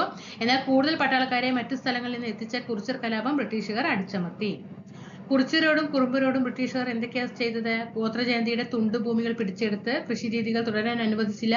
നികുതിയായിട്ട് സാധനങ്ങൾക്ക് പകരം പണം ആവശ്യപ്പെട്ടു. പിന്നെ മാപ്പിള കലാപം നടക്കുകയാണ്. 19-ാം നൂറ്റാണ്ടിന്റെ കാലഘട്ടത്തില് ബ്രിട്ടീഷ് ഗവൺമെന്റിന്റെ നികുതി നയങ്ങളും ജന്മിമാരുടെ ചൂഷണവും കുടിയൊഴിപ്പിക്കലും ഒക്കെയാണ് മലബാർ കലാപത്തിന് കാരണമായത്. പിന്നെ പങ്കെടുത്തവരിൽ ഭൂരിഭാഗവും തെക്കേ മലബാറിലെ മാപ്പിള കർഷകരായിരുന്നതുകൊണ്ട് ബ്രിട്ടീഷ് അധികാരികളും സാമ്രാജ്യത്വ ചരിത്രകാരും ഈ കലാപങ്ങളെ മാപ്പിള ലഹളകൾ എന്നാണ് വിശേഷിപ്പിക്കുന്നത്. തെക്കേ മലബാർ കേട്ടോ. ഇനി പഴശ്ശി കലാപം നടന്ന പ്രദേശങ്ങൾ നോക്കിക്കേ. മലബാർ പ്രദേശത്ത് കാരണം തെറ്റായ നികുതി നയം. പാലിയത്തച്ഛൻ കൊച്ചിയിലാണ്. ആഭ്യന്തര കാര്യങ്ങളിൽ ഇടപെട്ടത് കൊണ്ടാണ് അവിടെ യുദ്ധം നടന്നത്. വേലുത്തമ്പി ദളവർ തിരുവിതാംകൂറുമായി ബന്ധപ്പെട്ടതാണ്. അതും ആഭ്യന്തര കാര്യങ്ങളിൽ ഇടപെടൽ കൊണ്ടാണ് നടന്നത്. കുറിച്യർ കലാപം വയനാട്ടിലാണ്. അത് തെറ്റായ നികുതി നയമാണ് അതിന് കാരണം. മാപ്പിള ലഹള മലബാറിലാണ് നടന്നത്. അത് കർഷകരുടെ പ്രശ്നങ്ങളായിരുന്നു. ഈ ബോക്സ് നന്നായിട്ട് പഠിക്കുക. നാം ഇന്ന് കാണുന്ന തുല്യതയും സമത്വവും അന്നത്തെ സാമൂഹ്യ ജീവിതത്തിൽ കാണാൻ കഴിഞ്ഞില്ല. അന്ധവിശ്വാസം, അനാചാരം ഒക്കെ അന്ന് ഉണ്ടായിരുന്നു. ജാതിയെ ജനിച്ച ജാതിയെ അടിസ്ഥാനമാക്കിയിട്ടാണ് അന്നെല്ലാം കണക്കാക്കിയത്. ജാതി വിഭജനത്തിന്റെ ഭാഗമായി തൊട്ടുകൂടായ്മ, തീണ്ടിക്കൂടായ്മ, സഞ്ചാര വിലക്കൊക്കെ ഉണ്ടായിരുന്നു. പിന്നെ അതിന് തുടങ്ങിയിട്ട് കുറെ സാമൂഹ്യ പരിഷ്കർത്താക്കൾ ഉണ്ടായി. ദാക്ഷായണി വേലായുധൻ, പാർവതി നെന്മിനിമംഗലം, ആര്യപ്പള്ളം, കാളിക്കുട്ടി ആശാത്തി ഒക്കെയായിരുന്നു സ്ത്രീകളുടെ സാമൂഹ്യ ഉന്നമനത്തിന് വേണ്ടിയിട്ട് പ്രവർത്തിച്ചവര്. നോക്കിക്കേ. വൈകുണ്ഠസ്വാമികളുടെ സമത്വ സമാജം, ചട്ടമ്പി സ്വാമികൾ കൂട്ടുകുടുംബ വ്യവസ്ഥ വേണമെന്ന് പറഞ്ഞത് ശ്രീനാരായണ ഗുരുവാണ്. SNDP ശ്രീനാരായണ ധർമ്മ പരിപാലന യോഗം, കുര്യാക്കോസ് ഏലിയാസ് ചാവറ അനാഥാലയങ്ങളും വിദ്യാലയങ്ങളൊക്കെ സ്ഥാപിച്ചു. അയ്യങ്കാളി സാധുജന പരിപാലന സംഘം, വക്കം അബ്ദുൽ ഖാദർ മൗലവി, തിരുവിതാംകൂർ മുസ്ലിം മഹാജനസഭ, വാഗ്ബടാനന്ദൻ ആത്മവിദ്യാസംഘം, സഹോദരൻ അയ്യപ്പൻ സഹോദര പ്രസ്ഥാനം, പണ്ഡിറ്റ് KP കറുപ്പൻ അരയ സമാജം, അന്നത്ത് Padmanabhan Nair service society, VT Bhattathiripad Yogakshema Sabha, കുമാരഗുരുദേവന്റെ പ്രത്യക്ഷ രക്ഷാദേവ സഭ. ഇതൊക്കെ തന്നെ നമ്മൾ പഠിച്ച കാര്യങ്ങളാണ്. ഇനി ചാന്നാർ ലഹളം നടക്കുന്നുണ്ട്. ചാന്നാർ ലഹളം നടന്ന വർഷം എത്ര പറഞ്ഞ? 1859. തെക്കൻ തിരുവിതാംകൂറിലെ ചാന്നാർ സമുദായത്തിലെ സ്ത്രീകൾക്ക് ഉയർന്ന വിഭാഗം എന്ന് കരുതപ്പെടുന്ന സ്ത്രീകളെ പോലെ മേൽവസ്ത്രം ധരിക്കാൻ അവകാശം ഉണ്ടായിരുന്നില്ല. അങ്ങനെ അതിനു വേണ്ടിയിട്ടാണ് എന്ത് ചെയ്യുന്നത്? എന്ത് ചെയ്യും അവര്? കണ്ടോ, അവരെ ആക്രമിക്കും, മേൽമുണ്ടൊക്കെ വലിച്ചു കീറും സാധാരണക്കാരുടെ കേട്ടോ. തുടർന്ന് തെക്കൻ തിരുവിതാംകൂറിൽ പലയിടങ്ങളിലും കലാപം പൊട്ടി പുറപ്പെട്ടതാ. ഈ വർഷം നമ്മളിപ്പോ പറഞ്ഞു വന്നതല്ലേ, 1859 ജൂലൈ 26 ക്വസ്റ്റ്യൻ വരും കേട്ടോ. ക്വസ്റ്റ്യൻ വരും. ജൂലൈ 26-നാണ് ചാന്നാർ സ്ത്രീകൾക്ക് മാറുമറിക്കുന്നതിന് വേണ്ടിയുള്ള നിയന്ത്രണങ്ങൾ ഒഴിവാക്കിക്കൊണ്ട് തിരുവിതാംകൂർ മഹാരാജാവ്, ഏത് മഹാരാജാവാ? ഉത്തരം തിരുനാൾ മാർത്താണ്ഡവർമ്മ. വൈക്കം സത്യാഗ്രഹം. ദേശീയ പ്രസ്ഥാനം ശക്തമാകുന്ന വേളയിൽ സഞ്ചാര സ്വാതന്ത്ര്യത്തിന് വേണ്ടി, അവിടെ ഒരു പോയിന്റ് ശ്രദ്ധിക്കണേ, സഞ്ചാര സ്വാതന്ത്ര്യത്തിന് വേണ്ടി കേരളത്തിൽ നടന്ന പ്രധാനപ്പെട്ട സമരമാണ് വൈക്കം സത്യാഗ്രഹം. വൈക്കം ക്ഷേത്രത്തിന് ചുറ്റുമുള്ള റോഡിലൂടെ താഴ്ന്നിരുന്ന് ഗണിക്കപ്പെടുന്ന ജനവിഭാഗങ്ങളെ സഞ്ചരിക്കാൻ അനുവദിച്ചില്ല. അതിനെതിരെ 1924 മാർച്ച് 30 സത്യാഗ്രഹം ആരംഭിച്ചു. TK Madhavan, K Kelappan, KP Kesava Menon തുടങ്ങിയവരാണ് സത്യാഗ്രഹം നയിച്ചത്. മഹാത്മാഗാന്ധിയുടെ മധ്യസ്ഥതയിലാണ് അവസാനിച്ചത്. 1925 നവംബർ 23 ക്ഷേത്രത്തിന് 3 വശങ്ങളിൽ കൂടിയുള്ള റോഡുകൾ കിഴക്കേ നടയിലുള്ള 2 പാതകൾ ഒഴികെ തുറന്നു കൊടുത്തു. ഹിന്ദുമതത്തിലെ എല്ലാ വിഭാഗങ്ങൾക്കും തുറന്നു കൊടുത്തു. ഗുരുവായൂർ സത്യാഗ്രഹം. ഹിന്ദുമതത്തിലെ എല്ലാ വിഭാഗം ജനങ്ങൾക്കും ഗുരുവായൂർ ക്ഷേത്രത്തിൽ പ്രവേശനം അനുവദിക്കണമെന്നായിരുന്നു ആവശ്യം. K കേളപ്പനും അന്നത്ത് പത്മനാഭൻ നേതൃത്വത്തിൽ 31 നവംബർ 1-നാണ് സത്യാഗ്രഹം ആരംഭിച്ചത്. 1 മാസത്തോളം എന്ത് ചെയ്തു? ഈ സമരം ആയപ്പോൾ ക്ഷേത്രം അടച്ചിടേണ്ടി വന്നു. സമരത്തിന്റെ വോളണ്ടിയർ ക്യാപ്റ്റൻ AKG ആണ്. P കൃഷ്ണപിള്ളിയെയും സത്യാഗ്രഹത്തെ എതിർത്തവർ ക്രൂരമായി മർദ്ദിച്ചു. K കേളപ്പൻ ക്ഷേത്രത്തിന് മുന്നിൽ മരണം വരെ ഉപവാസം തുടങ്ങിയതോടെ അനേകം ആളുകളാണ് ഇതിനുമായി പിന്തുണയിട്ട് വന്നത്. അപ്പൊ മരണം വരെ ഉപവാസം നടത്തിയത് ഗുരുവായൂർ സത്യാഗ്രഹത്തോടനുബന്ധിച്ചിട്ട് ആരാണ്? കേളപ്പനാണ്. ഗാന്ധിജിയുടെ നിർദ്ദേശപ്രകാരം ഉപവാസം അവസാനിപ്പിച്ചു. ക്ഷേത്രപ്രവേശനത്തെ കുറിച്ച് പൊതുജനങ്ങളുടെ അഭിപ്രായം അറിയുവാൻ പൊന്നാനി താലൂക്കിൽ, ഇതൊരു പ്രീവിയസ് ചോദ്യമാണ് കേട്ടോ, പൊന്നാനി താലൂക്കിൽ കോൺഗ്രസ് ഒരു ജനഹിത പരിശോധന നടത്തി. അങ്ങനെ സമസ്ത ഹിന്ദുക്കൾക്ക് ക്ഷേത്രപ്രവേശനത്തിന് അനുകൂലമായ ഒരു അന്തരീക്ഷം സൃഷ്ടിക്കാൻ ഗുരുവായൂർ സത്യാഗ്രഹത്തിന് കഴിഞ്ഞു. പിന്നെ പാലിയം സത്യാഗ്രഹമാണ് 1947-48 കൊച്ചിയിലെ ചേന്നമംഗലത്തെ പാലിയത്തച്ഛന്റെ വസതിക്ക് മുന്നിലെ റോഡിലൂടെ നടന്നു പോകാൻ സാധാരണക്കാർക്ക് അനുവാദം ഉണ്ടായിരുന്നില്ല. കൊച്ചിയിലെ ചേന്നമംഗലത്തെ പാലിയത്തച്ഛന്റെ വീട്ടിന് മുൻപിലൂടെ താഴ്ന്ന ജാതിക്കാർക്ക് നടക്കാൻ പറ്റില്ല എന്നൊക്കെയാണെങ്കിൽ വിവരം അറിയിച്ചു കൊടുക്കും അല്ലേ. ഈ പ്രശ്നത്തെ ചൊല്ലി രാഷ്ട്രീയ കക്ഷികളും സമുദായ സംഘടനകളും ഒത്തുചേർന്ന സമരമാണ് പാലിയം സത്യാഗ്രഹം. സി കേശവനാണ് കേട്ടോ നേതൃത്വം നൽകിയത്. പിന്നെ 48 കൊച്ചിയിലെ മുഴുവൻ ക്ഷേത്രങ്ങളും ജാതി ഭേദമന്യേ എല്ലാവർക്കുമായി തുറന്നു കൊടുക്കുന്നതോടെ പാലിയം റോഡിലൂടെ സഞ്ചരിക്കുന്നതിനുള്ള നിയന്ത്രണവും ഇല്ലാതായി. ചാന്നാർ കലാപം മാറുമറിക്കുന്നതിന് വേണ്ടിയിട്ടുള്ളതാണ്. ചാന്നാർ സ്ത്രീകളാണ്. അരുവിപ്പുറം പ്രതിഷ്ഠ ശ്രീനാരായണ ഗുരുവാണ്. വൈക്കം സത്യാഗ്രഹം ടി.കെ. മാധവനാണ്. ഗുരുവായൂർ സത്യാഗ്രഹം കെ. കേളപ്പനാണ്. ഇവിടെ വഴി നടക്കാനുള്ള അവകാശ നിഷേധത്തിനെതിരെ ഇവർ ക്ഷേത്രത്തിൽ പ്രവേശിക്കുന്നില്ല കേട്ടോ. ഇനി മലബാർ, കേരളത്തിലെ ഇതര പ്രദേശങ്ങളെ അപേക്ഷിച്ച് മലബാർ ദേശീയ പ്രസ്ഥാനം കൂടുതൽ കരുത്തുറ്റതായിരുന്നു. മലബാർ ജില്ലാ കോൺഗ്രസ് കമ്മിറ്റിയുടെ രൂപീകരണം. മലബാർ ജില്ലാ കോൺഗ്രസിന്റെ നമ്മൾ 5 സമ്മേളനങ്ങളൊക്കെ പഠിച്ചില്ലേ, 16 മുതൽ 20 വരെ. ഹോം റൂൾ ലീഗിന്റെ പ്രവർത്തനം ദേശീയ പ്രസ്ഥാനത്തെ ചലിപ്പിച്ചു. ഖിലാഫത്ത്, നിസ്സഹന പ്രസ്ഥാനങ്ങൾക്ക് വലിയ പിന്തുണയാണ് മലബാർ ലീഗിന് ലഭിച്ചത്. സമരത്തിന്റെ ഭാഗമായിട്ടൊക്കെ വിദേശ നിർമ്മിത വസ്തുക്കളും കോടതികളും വിദ്യാലയങ്ങളും ഒക്കെ സർക്കാർ സ്ഥാപനങ്ങളൊക്കെ ബഹിഷ്കരിച്ചു. സമരത്തിന് സ്ത്രീകളും വിദ്യാർത്ഥികളുടെ ഒക്കെ മികച്ച പങ്കാളിത്തം ഉണ്ടായിരുന്നു. പിന്നെ സിവിൽ നിയമലംഘന പ്രസ്ഥാനം. ഗാന്ധിജിയുടെ നേതൃത്വത്തിൽ അഖിലേന്ത്യാ തലത്തിൽ ഉപ്പു സത്യാഗ്രഹം നടന്നപ്പോൾ അതിന്റെ അലയൊലികൾ കേരളത്തിലുണ്ടായി. അങ്ങനെ കേരളത്തിലെ ഉപ്പു സത്യാഗ്രഹത്തിന്റെ കേന്ദ്രം എവിടെയാണ്? മലബാറിലെ പയ്യന്നൂര്. കെ. കേളപ്പനാണ് ഉപ്പു സത്യാഗ്രഹത്തിന് നേതൃത്വം കൊടുത്തത്. പിന്നെ മുഹമ്മദ് അബ്ദുറഹ്മാന്റെ നേതൃത്വത്തിൽ സത്യാഗ്രഹികൾ കോഴിക്കോട് കടപ്പുറത്തും നിയമം ലംഘിച്ചു. മനസ്സിലായോ? കോഴിക്കോട് കടപ്പുറത്ത് ഉപ്പു സത്യാഗ്രഹത്തിന്റെ ഭാഗമായിട്ട് നിയമം ലംഘിച്ചത് മുഹമ്മദ് അബ്ദുറഹിമാൻ സാഹിബിന്റെ നേതൃത്വത്തിലായിരുന്നു. പിന്നെ അവിടെ തടിച്ചുകൂടിയിട്ടൊക്കെ പോലീസിന്റെ ക്രൂര മർദ്ദനമേറ്റു. വിദേശ വസ്ത്ര ബഹിഷ്കരിച്ചു, മദ്യഷാപ്പ് പിക്കറ്റ് ചെയ്തു, ഖാദി പ്രചരണം ഒക്കെ സമരത്തിന്റെ ഭാഗമായിട്ട് നടന്നു. ക്വിറ്റ് ഇന്ത്യ സമരം മലബാറിലെ ബ്രിട്ടീഷ് വിരുദ്ധ ജന്മി വിരുദ്ധ പ്രക്ഷോഭമായിരുന്നു മലബാർ കലാപം. നിസ്സഹന ഖിലാഫത്ത് സമരത്തോടൊപ്പം നേരത്തെ തന്നെ മലബാർ സജീവമായിരുന്ന കുടിയാൻ പ്രസ്ഥാനവും ചേർന്നപ്പോൾ അത് മലബാർ കലാപമായിട്ട് പരിണമിച്ചു. 1921 ഏറനാട്, വള്ളുവനാട്, പൊന്നാനി താലൂക്കിലാണ് കലാപം വ്യാപിച്ചത്. പിന്നെ ഒരുപാട് പേർക്ക് ജീവഹാനി സംഭവിച്ചു. MSP ആയിരുന്നു, മലബാർ സ്പെഷ്യൽ പോലീസാണ് പട്ടാളത്തെ ഉപയോഗിച്ച് ബ്രിട്ടീഷ് ഗവൺമെന്റ് കലാപം അടിച്ചമർത്തിയത്. മലബാർ കലാപത്തിന് നേതൃത്വം നൽകിയവരിൽ ആരൊക്കെയായിരുന്നു? അലി മുസ്ലിയാർ, ഭാര്യയും കുന്നത്ത് കുഞ്ഞമ്മദാജി, MP നാരായണ മേനോനൊക്കെ ആയിരുന്നു ഇതുമായിട്ട് ബന്ധപ്പെട്ട്. ഇവിടെ ക്വിറ്റ് ഇന്ത്യ സമരമല്ല, മലബാർ കലാപമാണ് കേട്ടോ. ക്വിറ്റ് ഇന്ത്യ സമരം 1942 ഓഗസ്റ്റ് 9 കേട്ടോ. ഓഗസ്റ്റ് 9 അഖിലേന്ത്യാ വ്യാപകമായി ആരംഭിച്ച ക്വിറ്റ് ഇന്ത്യ സമരത്തെ തുടർന്ന് ഗാന്ധിജി അടക്കമുള്ള പ്രമുഖ നേതാക്കൾ അറസ്റ്റ് ചെയ്യപ്പെട്ടു. ഗാന്ധിയ സമരങ്ങളിൽ നിന്ന് വിഭിന്നമായ അക്രമ സ്വഭാവത്തോടെയുള്ള സമരമായിട്ട് ഇത് മാറി. കേരളത്തിൽ മലബാർ, കൊച്ചി, തിരുവിതാംകൂർ മേഖലകളിലെ സ്ത്രീകളും വിദ്യാർത്ഥികളും അടക്കമുള്ള ജനവിഭാഗങ്ങൾ സമരത്തിൽ പങ്കാളിയായിരുന്നു. അങ്ങനെ ക്വിറ്റ് ഇന്ത്യ സമരത്തിന്റെ ഭാഗമായി നടന്നതാണ് കീഴൂർ ബോംബ് കേസ്. ഇത്ര നേരം ചർച്ച ചെയ്തുകൊണ്ടാണ് ഞാൻ വെറുതെ ഇത് മാത്രം തന്ന് നിങ്ങൾ വായിച്ചോളിയും പറയേണ്ടെന്ന് പറഞ്ഞാണ് ഒന്ന് ഓടിച്ചു വിടുന്നത് കേട്ടോ. ഇനി രാജവാഴ്ച നിലനിന്നിരുന്ന കൊച്ചിയിലെ ബ്രിട്ടീഷ് പരമാധികാരം സ്ഥാപിക്കപ്പെട്ടതോടുകൂടി മുതൽ അതിനെതിരെ ജനകീയ പ്രക്ഷോഭങ്ങളുണ്ടായി. സദ്ഭരണം സ്ഥാപിക്കുക എന്നതായിരുന്നു ആദ്യകാല പ്രക്ഷോഭങ്ങളുടെ ലക്ഷ്യം. കൊച്ചിയിലെ പ്രധാനമന്ത്രി ആരായിരുന്നു? പാലിയത്തച്ഛൻ കേട്ടോ. ഇനി ഇലക്ട്രിസിറ്റി സമരം നടക്കുകയാണ്. 1936 തൃശ്ശൂരിലെ വൈദ്യുതി വിതരണ ചുമതല ഒരു സ്വകാര്യ കമ്പനി ചന്ദ്രിക അല്ലെ അതിനെ ഏൽപ്പിച്ച് കൊച്ചിയിലെ ദിവാനായ R.K. ഷൺമുഖം ചെട്ടി തീരുമാനിക്കുകയാണ്. അപ്പോൾ R.K. ഷൺമുഖം ചെട്ടിയാണ് എന്ത് ചെയ്യുന്നത്? ഈ വൈദ്യുതി പ്രൈവറ്റ് കമ്പനിക്ക് കൊടുക്കുന്നത്. അതിനെതിരെയാണ് എന്ത് ചെയ്യുന്നത്? ഇലക്ട്രിസിറ്റി സമരം തൃശ്ശൂർ ജില്ലയിൽ നടക്കുന്നത്. കൊച്ചി രാജ്യ പ്രചാര മണ്ഡലം ഉത്തരവാദ ഭരണം നേടുക എന്ന ലക്ഷ്യത്തോടെ 1941 ഉത്തരവാദ ഭരണം നേടുക എന്ന ലക്ഷ്യത്തോടെ 1941 കൊച്ചി രാജ്യ പ്രജാമണ്ഡലം എന്ന പേരിൽ ഒരു സംഘടന രൂപീകൃതമായി. ഇക്കണ്ട വാര്യർ, പനമ്പള്ളി ഗോവിന്ദമേനോൻ, VR കൃഷ്ണൻ എഴുത്തച്ഛൻ. പഠിക്കണേ, പനമ്പള്ളി ഗോവിന്ദമേനോൻ, ഇക്കണ്ട വാര്യർ, VR കൃഷ്ണൻ എഴുത്തച്ഛൻ എന്നിവരാണ് കൊച്ചി പ്രജാമണ്ഡലത്തിന് നേതൃത്വം നൽകിയത്. വെരി ഇമ്പോർട്ടന്റ് ആണ്. ഇക്കണ്ട വാര്യർ, പനമ്പള്ളി ഗോവിന്ദമേനോൻ, VR കൃഷ്ണൻ എഴുത്തച്ഛൻ. ഉത്തരവാദം ലഭിക്കുന്നതിന് വേണ്ടി ദേശവ്യാപകമായി സമരം നടത്താൻ തീരുമാനിക്കുകയും 1946 ജൂലൈ മാസം 29 ഉത്തരവാദ ഭരണ ദിനമായിട്ട് ആചരിക്കുകയും ഉണ്ടായി. അപ്പൊ ഉത്തരവാദ ഭരണ ദിനമായിട്ട് ആചരിക്കുന്നത് ജൂലൈ 29, 1946 ജൂലൈ 29. പിൽക്കാലത്ത് പ്രജാമണ്ഡലം ഇന്ത്യൻ നാഷണൽ കോൺഗ്രസിൽ ലയിച്ചു. ഇക്കണ്ട വാര്യർ പ്രധാനമന്ത്രിയായി. കൊച്ചിയിൽ ആദ്യത്തെ കോൺഗ്രസ് മന്ത്രിസഭ അധികാരമേറ്റു. അപ്പൊ കൊച്ചിയിലെ ആദ്യത്തെ കോൺഗ്രസ് മന്ത്രിസഭയില് പ്രധാനമന്ത്രിയായിട്ട് ഇക്കണ്ട വാര്യറാണ് വന്നു. കൊച്ചി ഇക്കണ്ടത്തിലാണ് എന്ന് പറയും അല്ലേ. നിവർത്തന പ്രക്ഷോഭം നടക്കുകയാണ്. 1932 തിരുവിതാംകൂറിൽ ശക്തമായ ഒരു രാഷ്ട്രീയ പ്രക്ഷോഭമായിരുന്നു 32 നിവർത്തന പ്രക്ഷോഭം. എന്താ നമ്മൾ നിവർത്തന പ്രക്ഷോഭം പഠിച്ചത്?